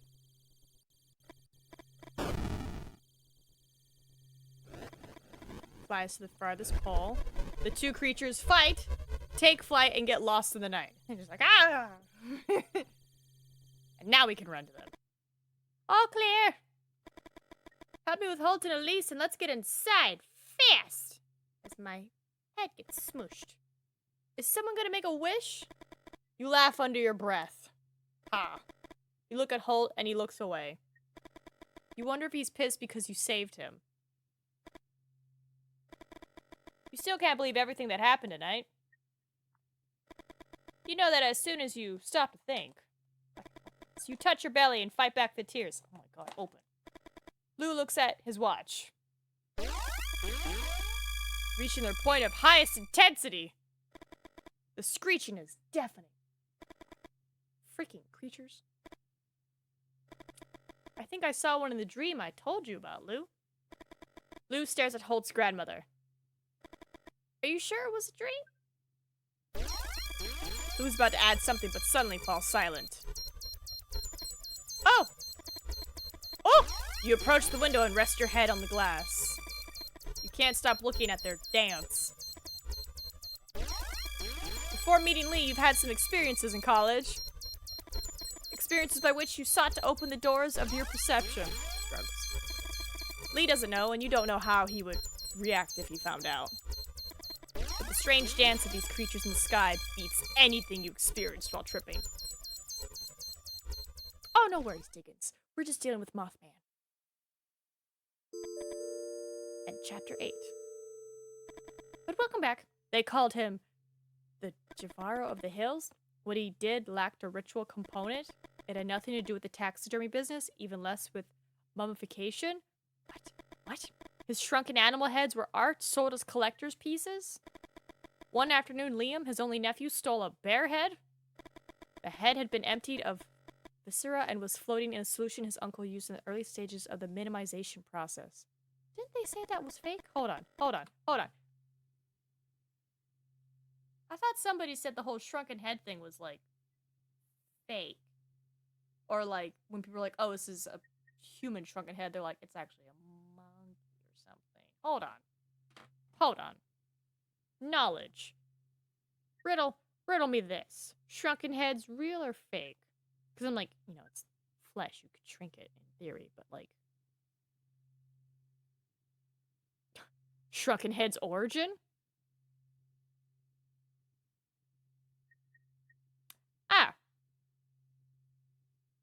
Let's see. Oxford Museum rethinks famed display of shrunken heads. So it is real? The shrunken heads, or... I'm going to try my best to pronounce this. Sansas were made by the Shua and Archua people who live in the rainforests of Ecuador and Peru. They were created by peeling back the skin and hair of a human skull of a dead male enemy, with the bones, brain, and other matter being discarded. Huh. It is a thing. Maybe I just watched something where somebody was like, this is real, and they're like, oh, sorry, you've been, somebody has sold you a fake head. Because I imagine they were uber popular back in the day. Shrunken heads in the permanent collection of the Ye Old Curiosity Shop, Seattle. It's a severed and specifically prepared human head, often decreased to many times, smaller than typical size, that is used for trophy, ritual, trade, or other purposes. Head hunting. Oh, there it is, the Jivaron peoples. Okay, so that's why I said of the hill. Got it. Many tribe leaders would display their heads to scare enemies. Shrunken heads are known for their mandibular prognatism, facial distortion, and shrinking of the lateral sides of the forehead. These are artifacts of the shrinking process. That's interesting. Oh, fake shrunken heads in the night bus. Yeah, so. In 1955, Disneyland opened its Jungle Cruise ride. Until recently, the attraction featured a trader selling shrunken heads. 3 of his for 1 of yours. Oh my goodness. Well, there we go. Got some shrunken head facts. It is real, but, like anything that's a collectible item, it can be faked. He stripped naked, left the house, and ran into the village. Wait, what? Oh, he's talking about the Liam guy still. Liam entered the church in the middle of Mass, screaming at the top of his lungs, waving his arms up and down as if he were clawing. One of the congregation members pulled out a gun and shot him. Oh, what? You remember the sheer terror you felt when you saw the bear man running towards the altar? This is worse. Ugh? Worse? Worse than what? Tell them about Liam. Change the topic. Wait, so Holt actually had somebody in his, town do this where Liam just took all his clothes off, put a bucket on his head, and then ran into the church going, ah, and then got shot? Yeah, tell him about Liam. Tell him. You tell him the story of Liam and his uncle, the Javaro of the Hills. Somehow, you feel safe telling them stories from the past. As for what's on the other side of the window, it's man-bear people. This fear can't be any more present. Got some clippings from the case. Wait, so does that mean my boyfriend's out there? Liam's story was an unfortunate event. It explains what happened to him, but it also provided an all-too-easy explanation for other sightings in the area. The dog man, the owl woman. Many people told me stories about similar creatures in the moose. Lou adjusts his glasses. I'm waiting for Holt to just be like, stop it! Lou Refill Hill. You think I don't know what they call me in town? It may be true that some people make up stuff to get a beer. But imaginations have limits. And in the long run, we tend to rely on real experiences when telling a story. That's true. Mothmen. They're somehow related to the Leonids and the gathering of all these creatures. I think Lee got turned into a goat man. Maybe he's right, and all the creatures outside started to appear after the aerial dance of these Mothmen. Mothmen! Mothman. Sorry, I'm having too much fun. Ask why Mothman? Check on your grandma. You know what? Grandma's fine. Tell me about the Mothman.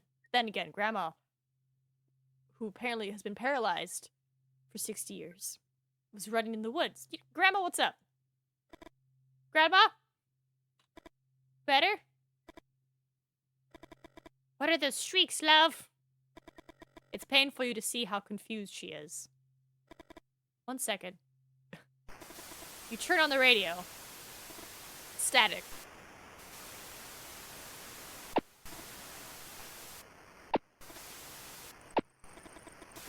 No matter which way you turn the dial, all you hear is static. Well, I tried. You've never sung at the Moose. Not even on those nights when everyone egged you on and the booze in your system had drowned your inhibitions. Almost without realizing it, you start singing the lullaby Elise used to sing to make you sleep. Although more than 40 years have passed, the words come to your mind one after the other. You close your eyes and caress her hair, singing all the time. As soon as you feel the rhythmic breathing of your grandmother, you get up. What was that? Lee? Victoria tries to hug Lee while he babbles something you don't understand. At no time does he look up. Where the hell have you been? Victoria. I thought... But he's here. Give him some space. Thank you. Lee takes a few seconds to start speaking. I think I got lost in the forest. Babe, take it easy. Victoria grabs his arm and Lee tries to smile. I thought I heard the sound of a river. And I felt someone looking at me. After walking for a while, the noise was deafening. But there was no river. Lee starts to cry. Victoria tries to calm him down. Now let him feel his emotions. As soon as he regains his composure, Lee keeps talking. And then came the white. I don't know how to explain it. It was as if I could see everything and nothing at the same time. Like, babe, did you eat some acid? And a goat looked up to the sky to watch the shooting stars. It stood on 2 legs like this, you know? Just like us. Wait, this is reminding me of the people who are like, pigs can't look up. And they're like, please, can someone pick up pigs so they can see the sky? And like, some people pick up the pigs and pigs are like, wow! But then other people pick up the pigs and pigs are like, ah! Just screaming. What the hell is going on? I think the time has come. Let me tell you a few things. Lou clears his throat and begins to speak. Mothman. Although you can't stand his tics or his false dramatics, you want to know what's going on. The Leonids occur every 33 years. Some are intense like those of 1833 or the ones in 1866. Others are weak, 1899 for example. And those are the ones we have records of. You notice that Victoria grabs Lee's hand. Lou walks over to the window and points to the sky. This year, they're intense again. 1866, 1966. Why a 100-year difference and not 99? That 1-year discrepancy bothers me too. And I think it has to do with the problems of our calendar. And the periodic adjustments that we are forced to make. Tell me. Have you ever seen a medieval manuscript? Yes? No one answers. Oh, sorry. Just as you're about to open your mouth, Lou continues. They are usually adorned with warrior rabbits standing on 2 legs. Ooh, that's not what I saw on mine. Do you think these rabbits came from the imagination of medieval scribes alone? Those rabbits existed. And they were annihilated by men. By man, sorry. What? Each meteor shower spawns new bipeds. And it was in one of those storms that mankind arose. What?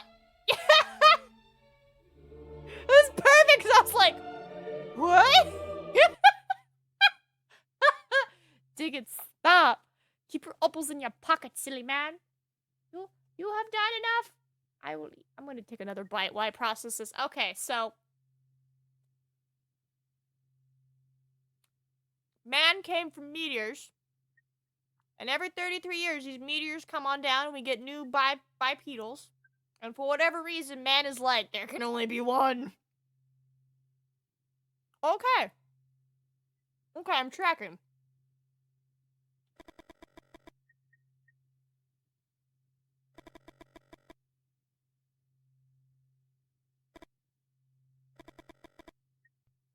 Well, why are they fighting?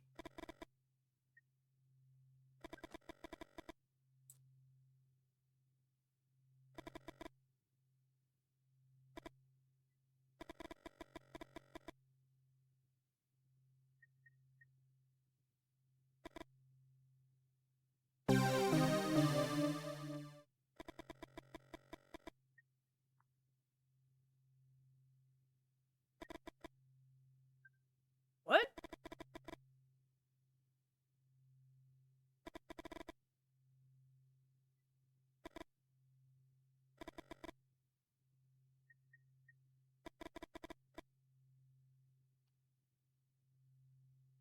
Wait. Wait. Wait. This magic weapon is supposed to be used against bipedals?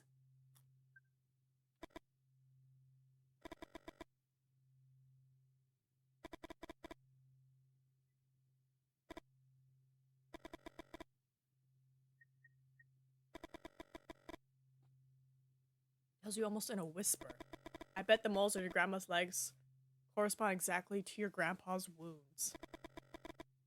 Did you ever tell Lou about your grandma's legs? You're confused, and Lou seems to notice. It's not just free beers at the Moose Holt. People tell me things. Lou speaks softly, but his words resonate loudly in your head. The moles on your grandma's legs, her grandfather's legs riddled by bullets in the Civil War. Could it be that Elsie's grandfather was talking to you through your grandmother's body? What? The Widdens? What? The Widdens! A project that has obsessed you for a long time, and now you think you know why! You decide not to think too much about Elsie, her grandfather, the moles, the men in black! You're terrified that behind all your decisions, something more than your own free will was at work.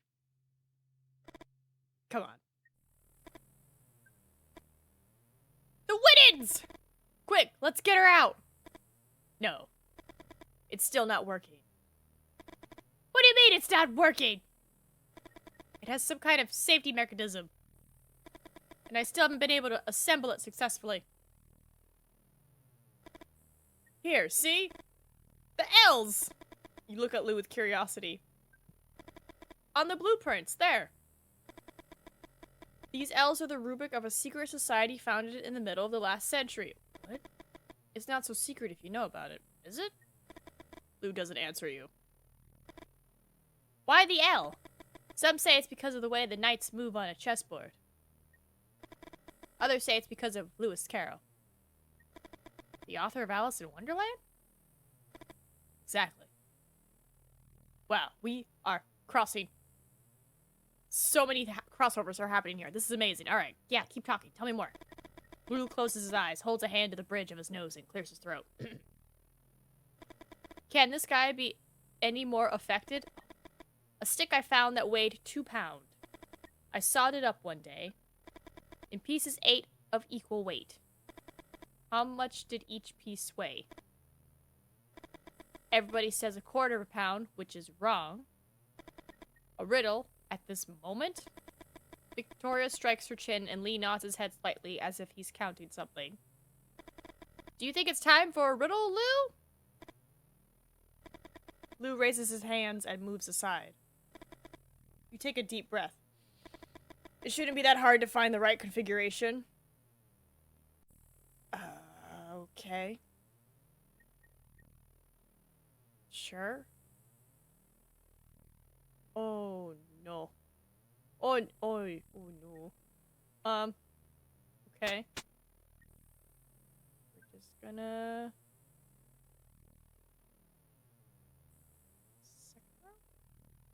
Oh wait, hold on. First row, second piece. Okay, that doesn't match. So let's see if this matches.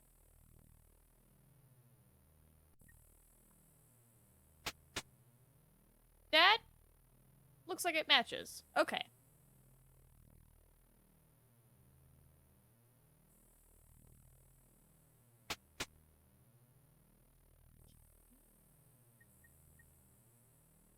Second row. Yeah. Second row, third piece.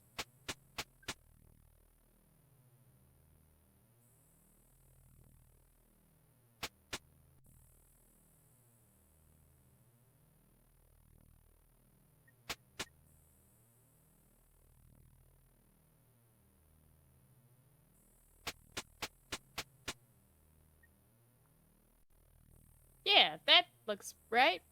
The mechanism locks into place with a click. I'm taking this off because it's just... Ugh, it's pinching perfectly. It's not soft spot, but like, you know, where... like as a thin part of your skull is or something, it just pinches perfectly there with the pressure. Although outside the creature's shouts are getting louder, you can't help but feel a certain happiness. That's smart. Done it. The winnings is finally complete! Now, everybody out! What? Why? Oh my god, am I shooting? Elsie stands next to the winning. Lee, Lou, and Victoria stand back a little. I can do this. You crack your knuckles and take a deep breath. Hold on, before you start firing. I just want to see if I can maybe somehow adjust this somewhere. No, it's just a headache. Sorry, fake Mothman ear antennas. At the helm of the Winsen steam-powered machine gun, you feel something strange. You find it hard to put it into words. It's as if somehow the present has given way to the past. I mean, it's my grandmother. Rabbit men! They are weak creatures. Cannon fodder in the war against the upright beasts. Okay. Well, aim... You know, honestly, aim to the left. He's closer. Yeah.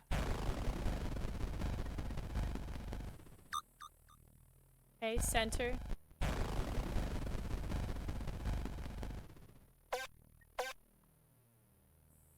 Ooh, interesting. Alright, let's say right.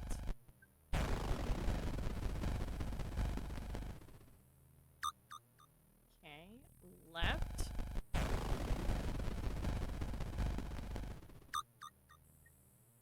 One of my garlic knots looks like a little cross. It's kind of funny. I'm surprised we haven't started throwing in some, like, you know, power of Christ compels you vibes. Beware of dogmen! Okay. Why? There, behind the rabbit men. The dogmen are more resistant than the rabbit men. And if you hurt them without killing them, they get mad. Well, how else am I supposed to shoot them then?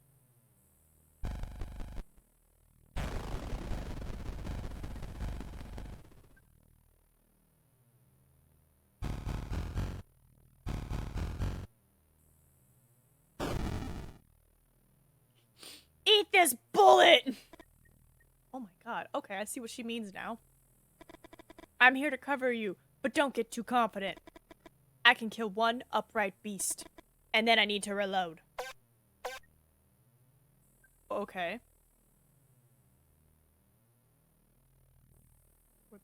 Oh, is that the other three? Hey! Where are you going? Okay, so see, we got rabbit men in the middle. We have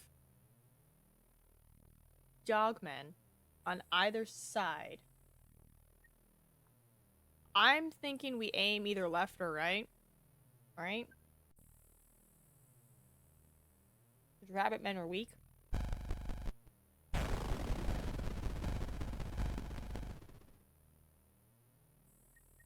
Uh-oh.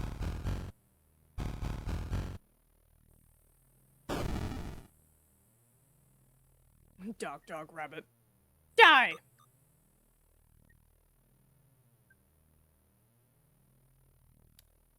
Do I do the right?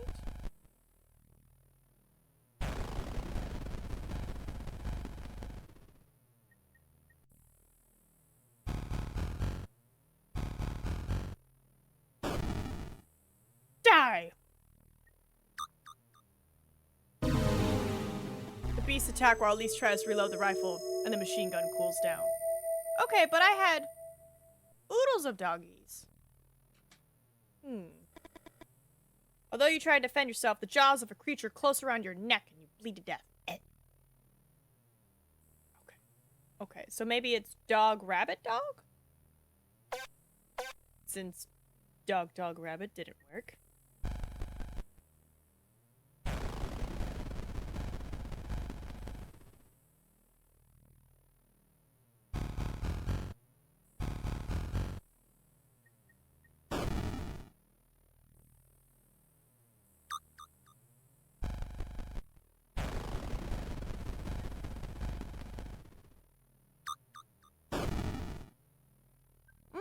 Okay.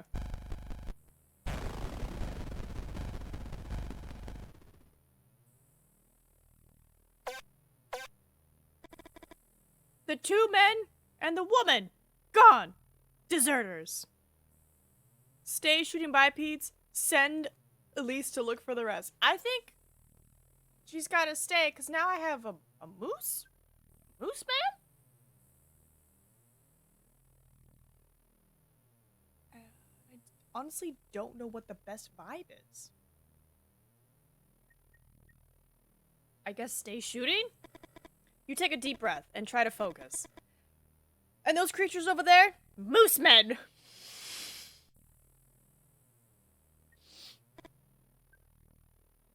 Please tell me Canada has a moose man. If you manage to wound them without killing them, they go crazy and run like a stampede. You can take advantage of them to generate a chain effect.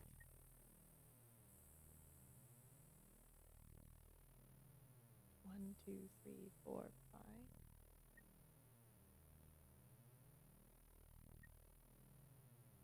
They're all right here, though. So, do I aim left?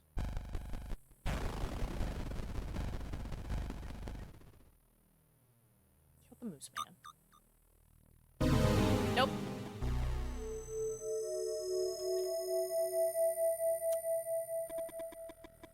Jaws of a creature close around your neck and you bleed to death. Okay. Maybe I do shoot right first. Alright, let's try it this way.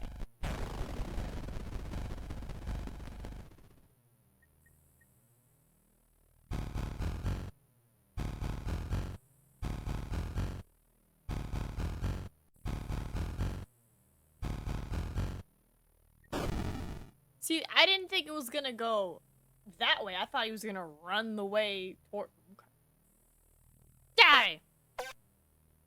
Alright, so you're telling me to aim for moose men. So left.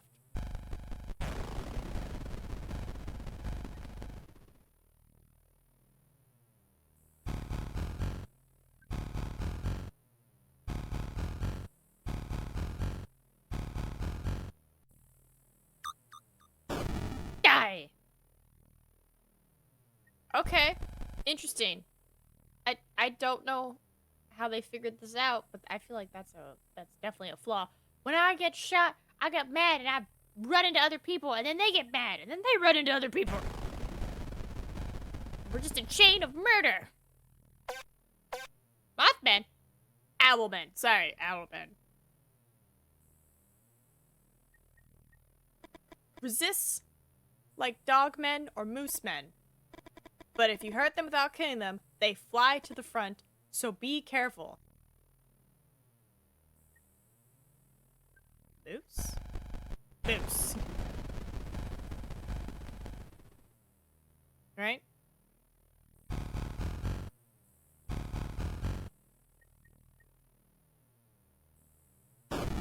Die! Okay. Not that way.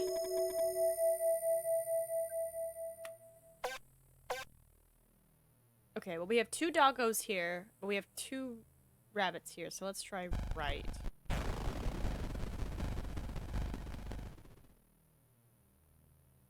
Uh-oh.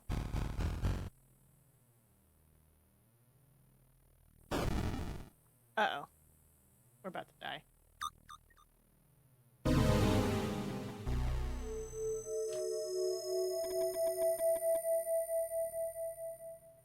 Is this where I ask you to get up? I feel like going this way is not gonna be any better. No. Maybe. Because I think I'll run out of bullets by then. This rabbit, doggo, doggo, doggo. And then I have nothing left for Owl Man. She says die.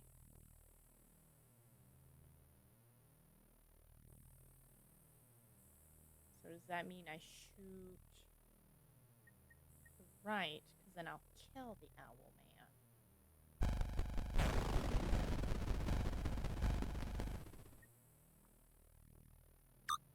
Man. Yeah, shoots that one. And I shoot left because then the moose is gonna hit him and then she's gonna be like, die. Please.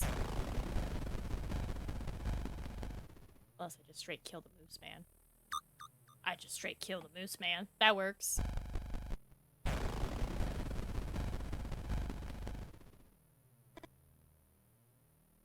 we done? You take advantage of a rare moment of calm. I'll survive all waves. On the battlefield to talk to Elise. You shake your head from one side to the other. You know that Lou was the first to leave. And the helplessness eats you up inside. Go look for them. But if we're gonna fight here, we fight all together. Badass grandma. Lee, chapter 9. I don't want to keep running away. I should be out there. And win my Red Badge of Courage. The Red Badge of Courage is the title of the Civil War novel you read and reread over and over again. It tells the story of a Union soldier who flees the battlefield. Hold on. I always get them mixed up. Which one's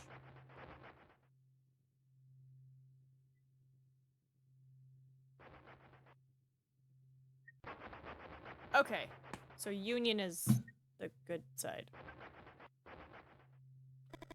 In the first act of cowardice, the only thing the protagonist longs for is to receive a war wound. The definitive proof that he had become a man. Your Red Badge of Courage? You want a real Red Badge of Courage, Lee? Get some red wings. I'm pregnant. Oh. Your head spins. You find it difficult to organize your thoughts. You're going to be a father? Question mark? You think of your own father. Of all your suffering. Oh no. I don't know if... I'm a coward, Vic. Lee! Did you know that Stephen Crane wrote Red Badge of Courage without ever having set foot on a real battlefield? The first time you saw Lou, you wanted to twist his arm and bring him to his knees. Now you smile and put an arm on his shoulder. Thanks, Lou. Come out and fight! None of you move. Out, I said! Dude. My Red Badge of Courage! Lee, don't! Pull, push. Don't! Why? Why is he trying to take the gun from Grandma? Let Grandma have the gun! Neither of these looks good, because I'm like, I don't want to pull the gun, because, you know, you should never fight over a loaded weapon. And I don't want to push, because, like, I don't want her to fall. Pull? You pull. Elsie rotates her shoulders and stumbles. The rifle points at the ceiling. I push? You push. Elsie loses her balance. The rifle points at her body. Pull, pull, pull, pull. You pull. Elsie loosens her grip and you stumble. The rifle points at the ceiling. Elsie lunges at you with unbelievable force and makes the rifle point at you. Oh, crap. Ah! You hear a shot and you fall backwards. Okay. You die on the spot. God damn it. Okay. Alright. I guess pull. You pull. Rotates her shoulders, stumbles, points at the ceiling. I pull again. You pull. Points. Pushes with a force that takes you by surprise. And the rifle points at your chest. Sensing a lot of deaths at this point. Alright. I'm pushing this old lady. Well, technically, it's a old man. It's a grandmother who's being possessed by her grandfather. Push! You push. Oh, just instantly kapow!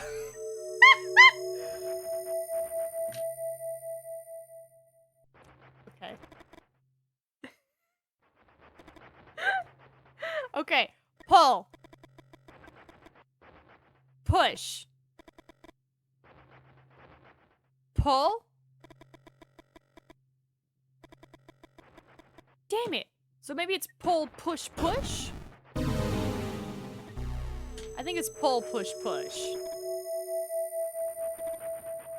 Let's try again. Alright. Pull. Push. Points at her body. Push. I was trying to avoid me accidentally shooting you, but... Good job, Lee. It wasn't Holt's grandmother, Lee. Your hands are shaking. You didn't fire the rifle. However, somehow you've been able to feel the different endings. You knew that in one of them Elise would be shot, and yet you didn't stop. She's alive! They shot me! The resilience of the possessed? I love her. You don't know why you're surprised after all Holt's grandmother is possessed by her own grandfather. A soldier who fought in the Civil War and was mowed down by a machine gun. Amazing. The same machine gun who bursts you now here outside the gas station. Can we just appreciate this image? We got a wolf man, a goat man, an owl man. There's a lot happening here. Tearing apart creatures not mentioned in any biology textbooks. Eat bullets, you SOBs!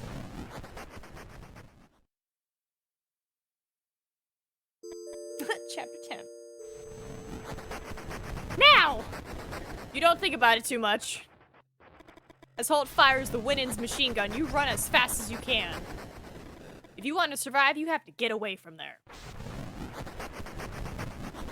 The only word you can think of to describe what you see is pandemonium. And not only in the traditional sense.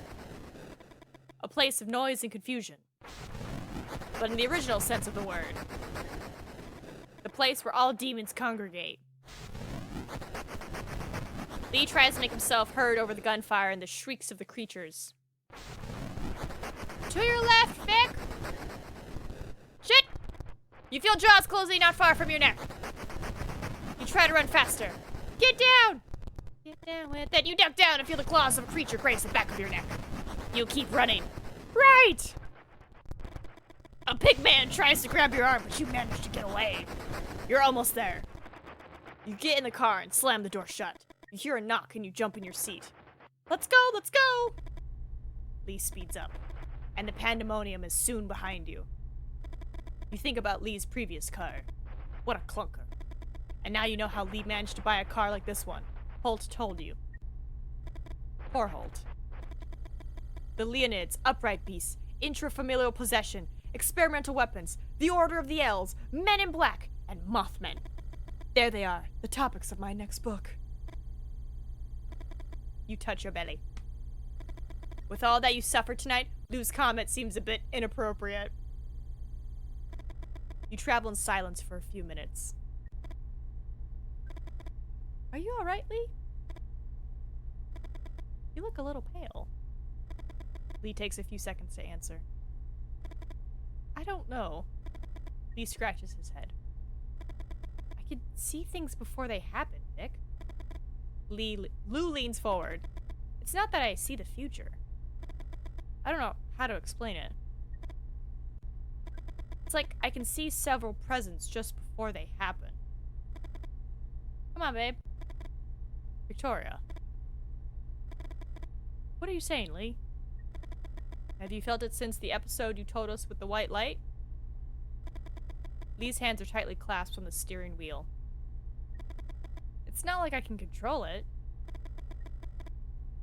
He a seer? No, the weird white light that did something to him. I don't know if seer's the right word, but he's definitely not a normal human anymore. It's kind of like when you have deja vus.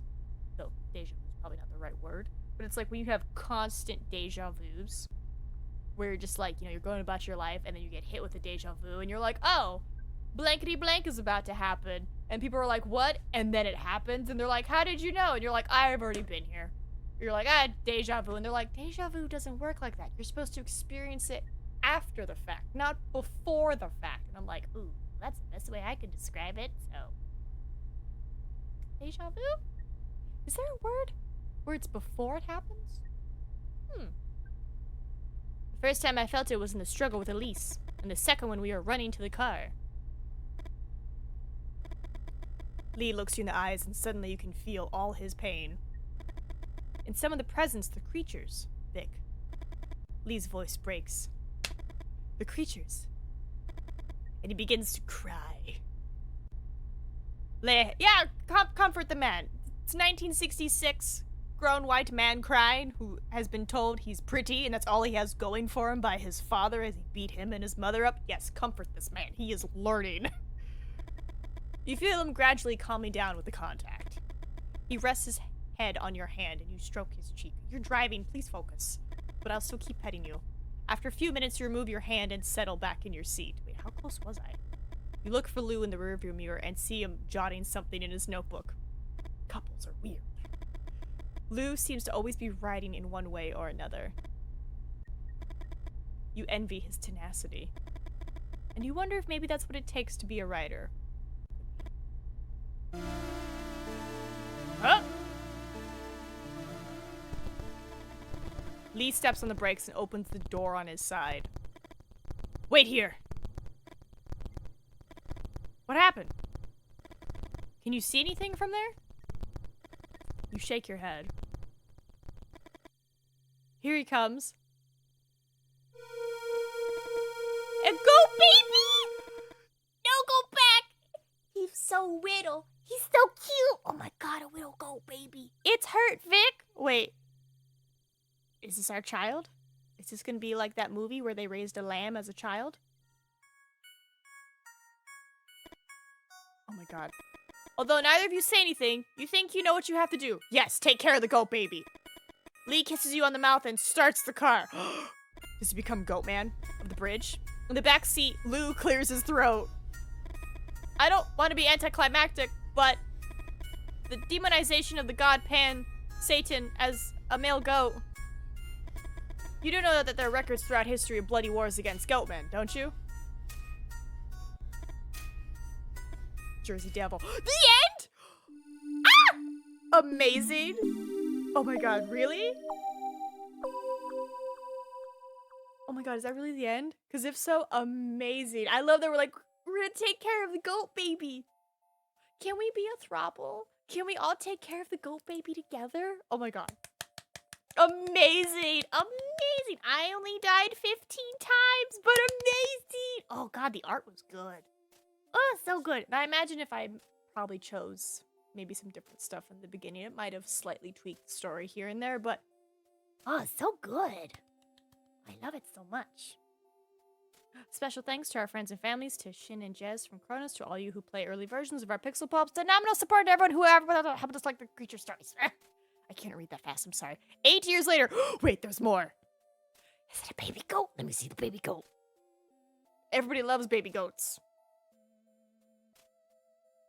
That's why we have goat yoga now.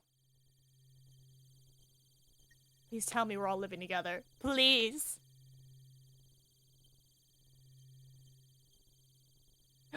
Oh, there's our daughter. Unless. There's our goat boy! Look at our little goat man. I'm so proud of him. He's reading. He's doing his homework. Are they good guys or bad guys? Watch the credits until the end. Oh, yay. I always watch credits until the end. So I got my daughter and I got my goat son. The world is perfect. Wait, they're straight up solitaire? Oh, I bet they knew. I bet they knew. People are like, people are gonna want to try to beat this, and I do. Ooh! Sort shelves, survive the coyote attack, see wing creature, make a creature's accurate drawing, make a really inaccurate drawing. Okay. Answer properly to an unheard question. Oh, that was if I had, instead of being like, repeat the question, if I had just been like, yeah. Listen about the elves. I thought I tried to. We might have gotten interrupted. Survive all the waves. Die all possible deaths. Okay, so I somehow missed a death. Kudos to us. Yay. But not bad. That was really cute. I wonder what more they can do. I like this a lot. I really like it. What time is it? 12:49? We have some time. I think we have some time for Death Stranding here. Let me get you guys set up for the next batch.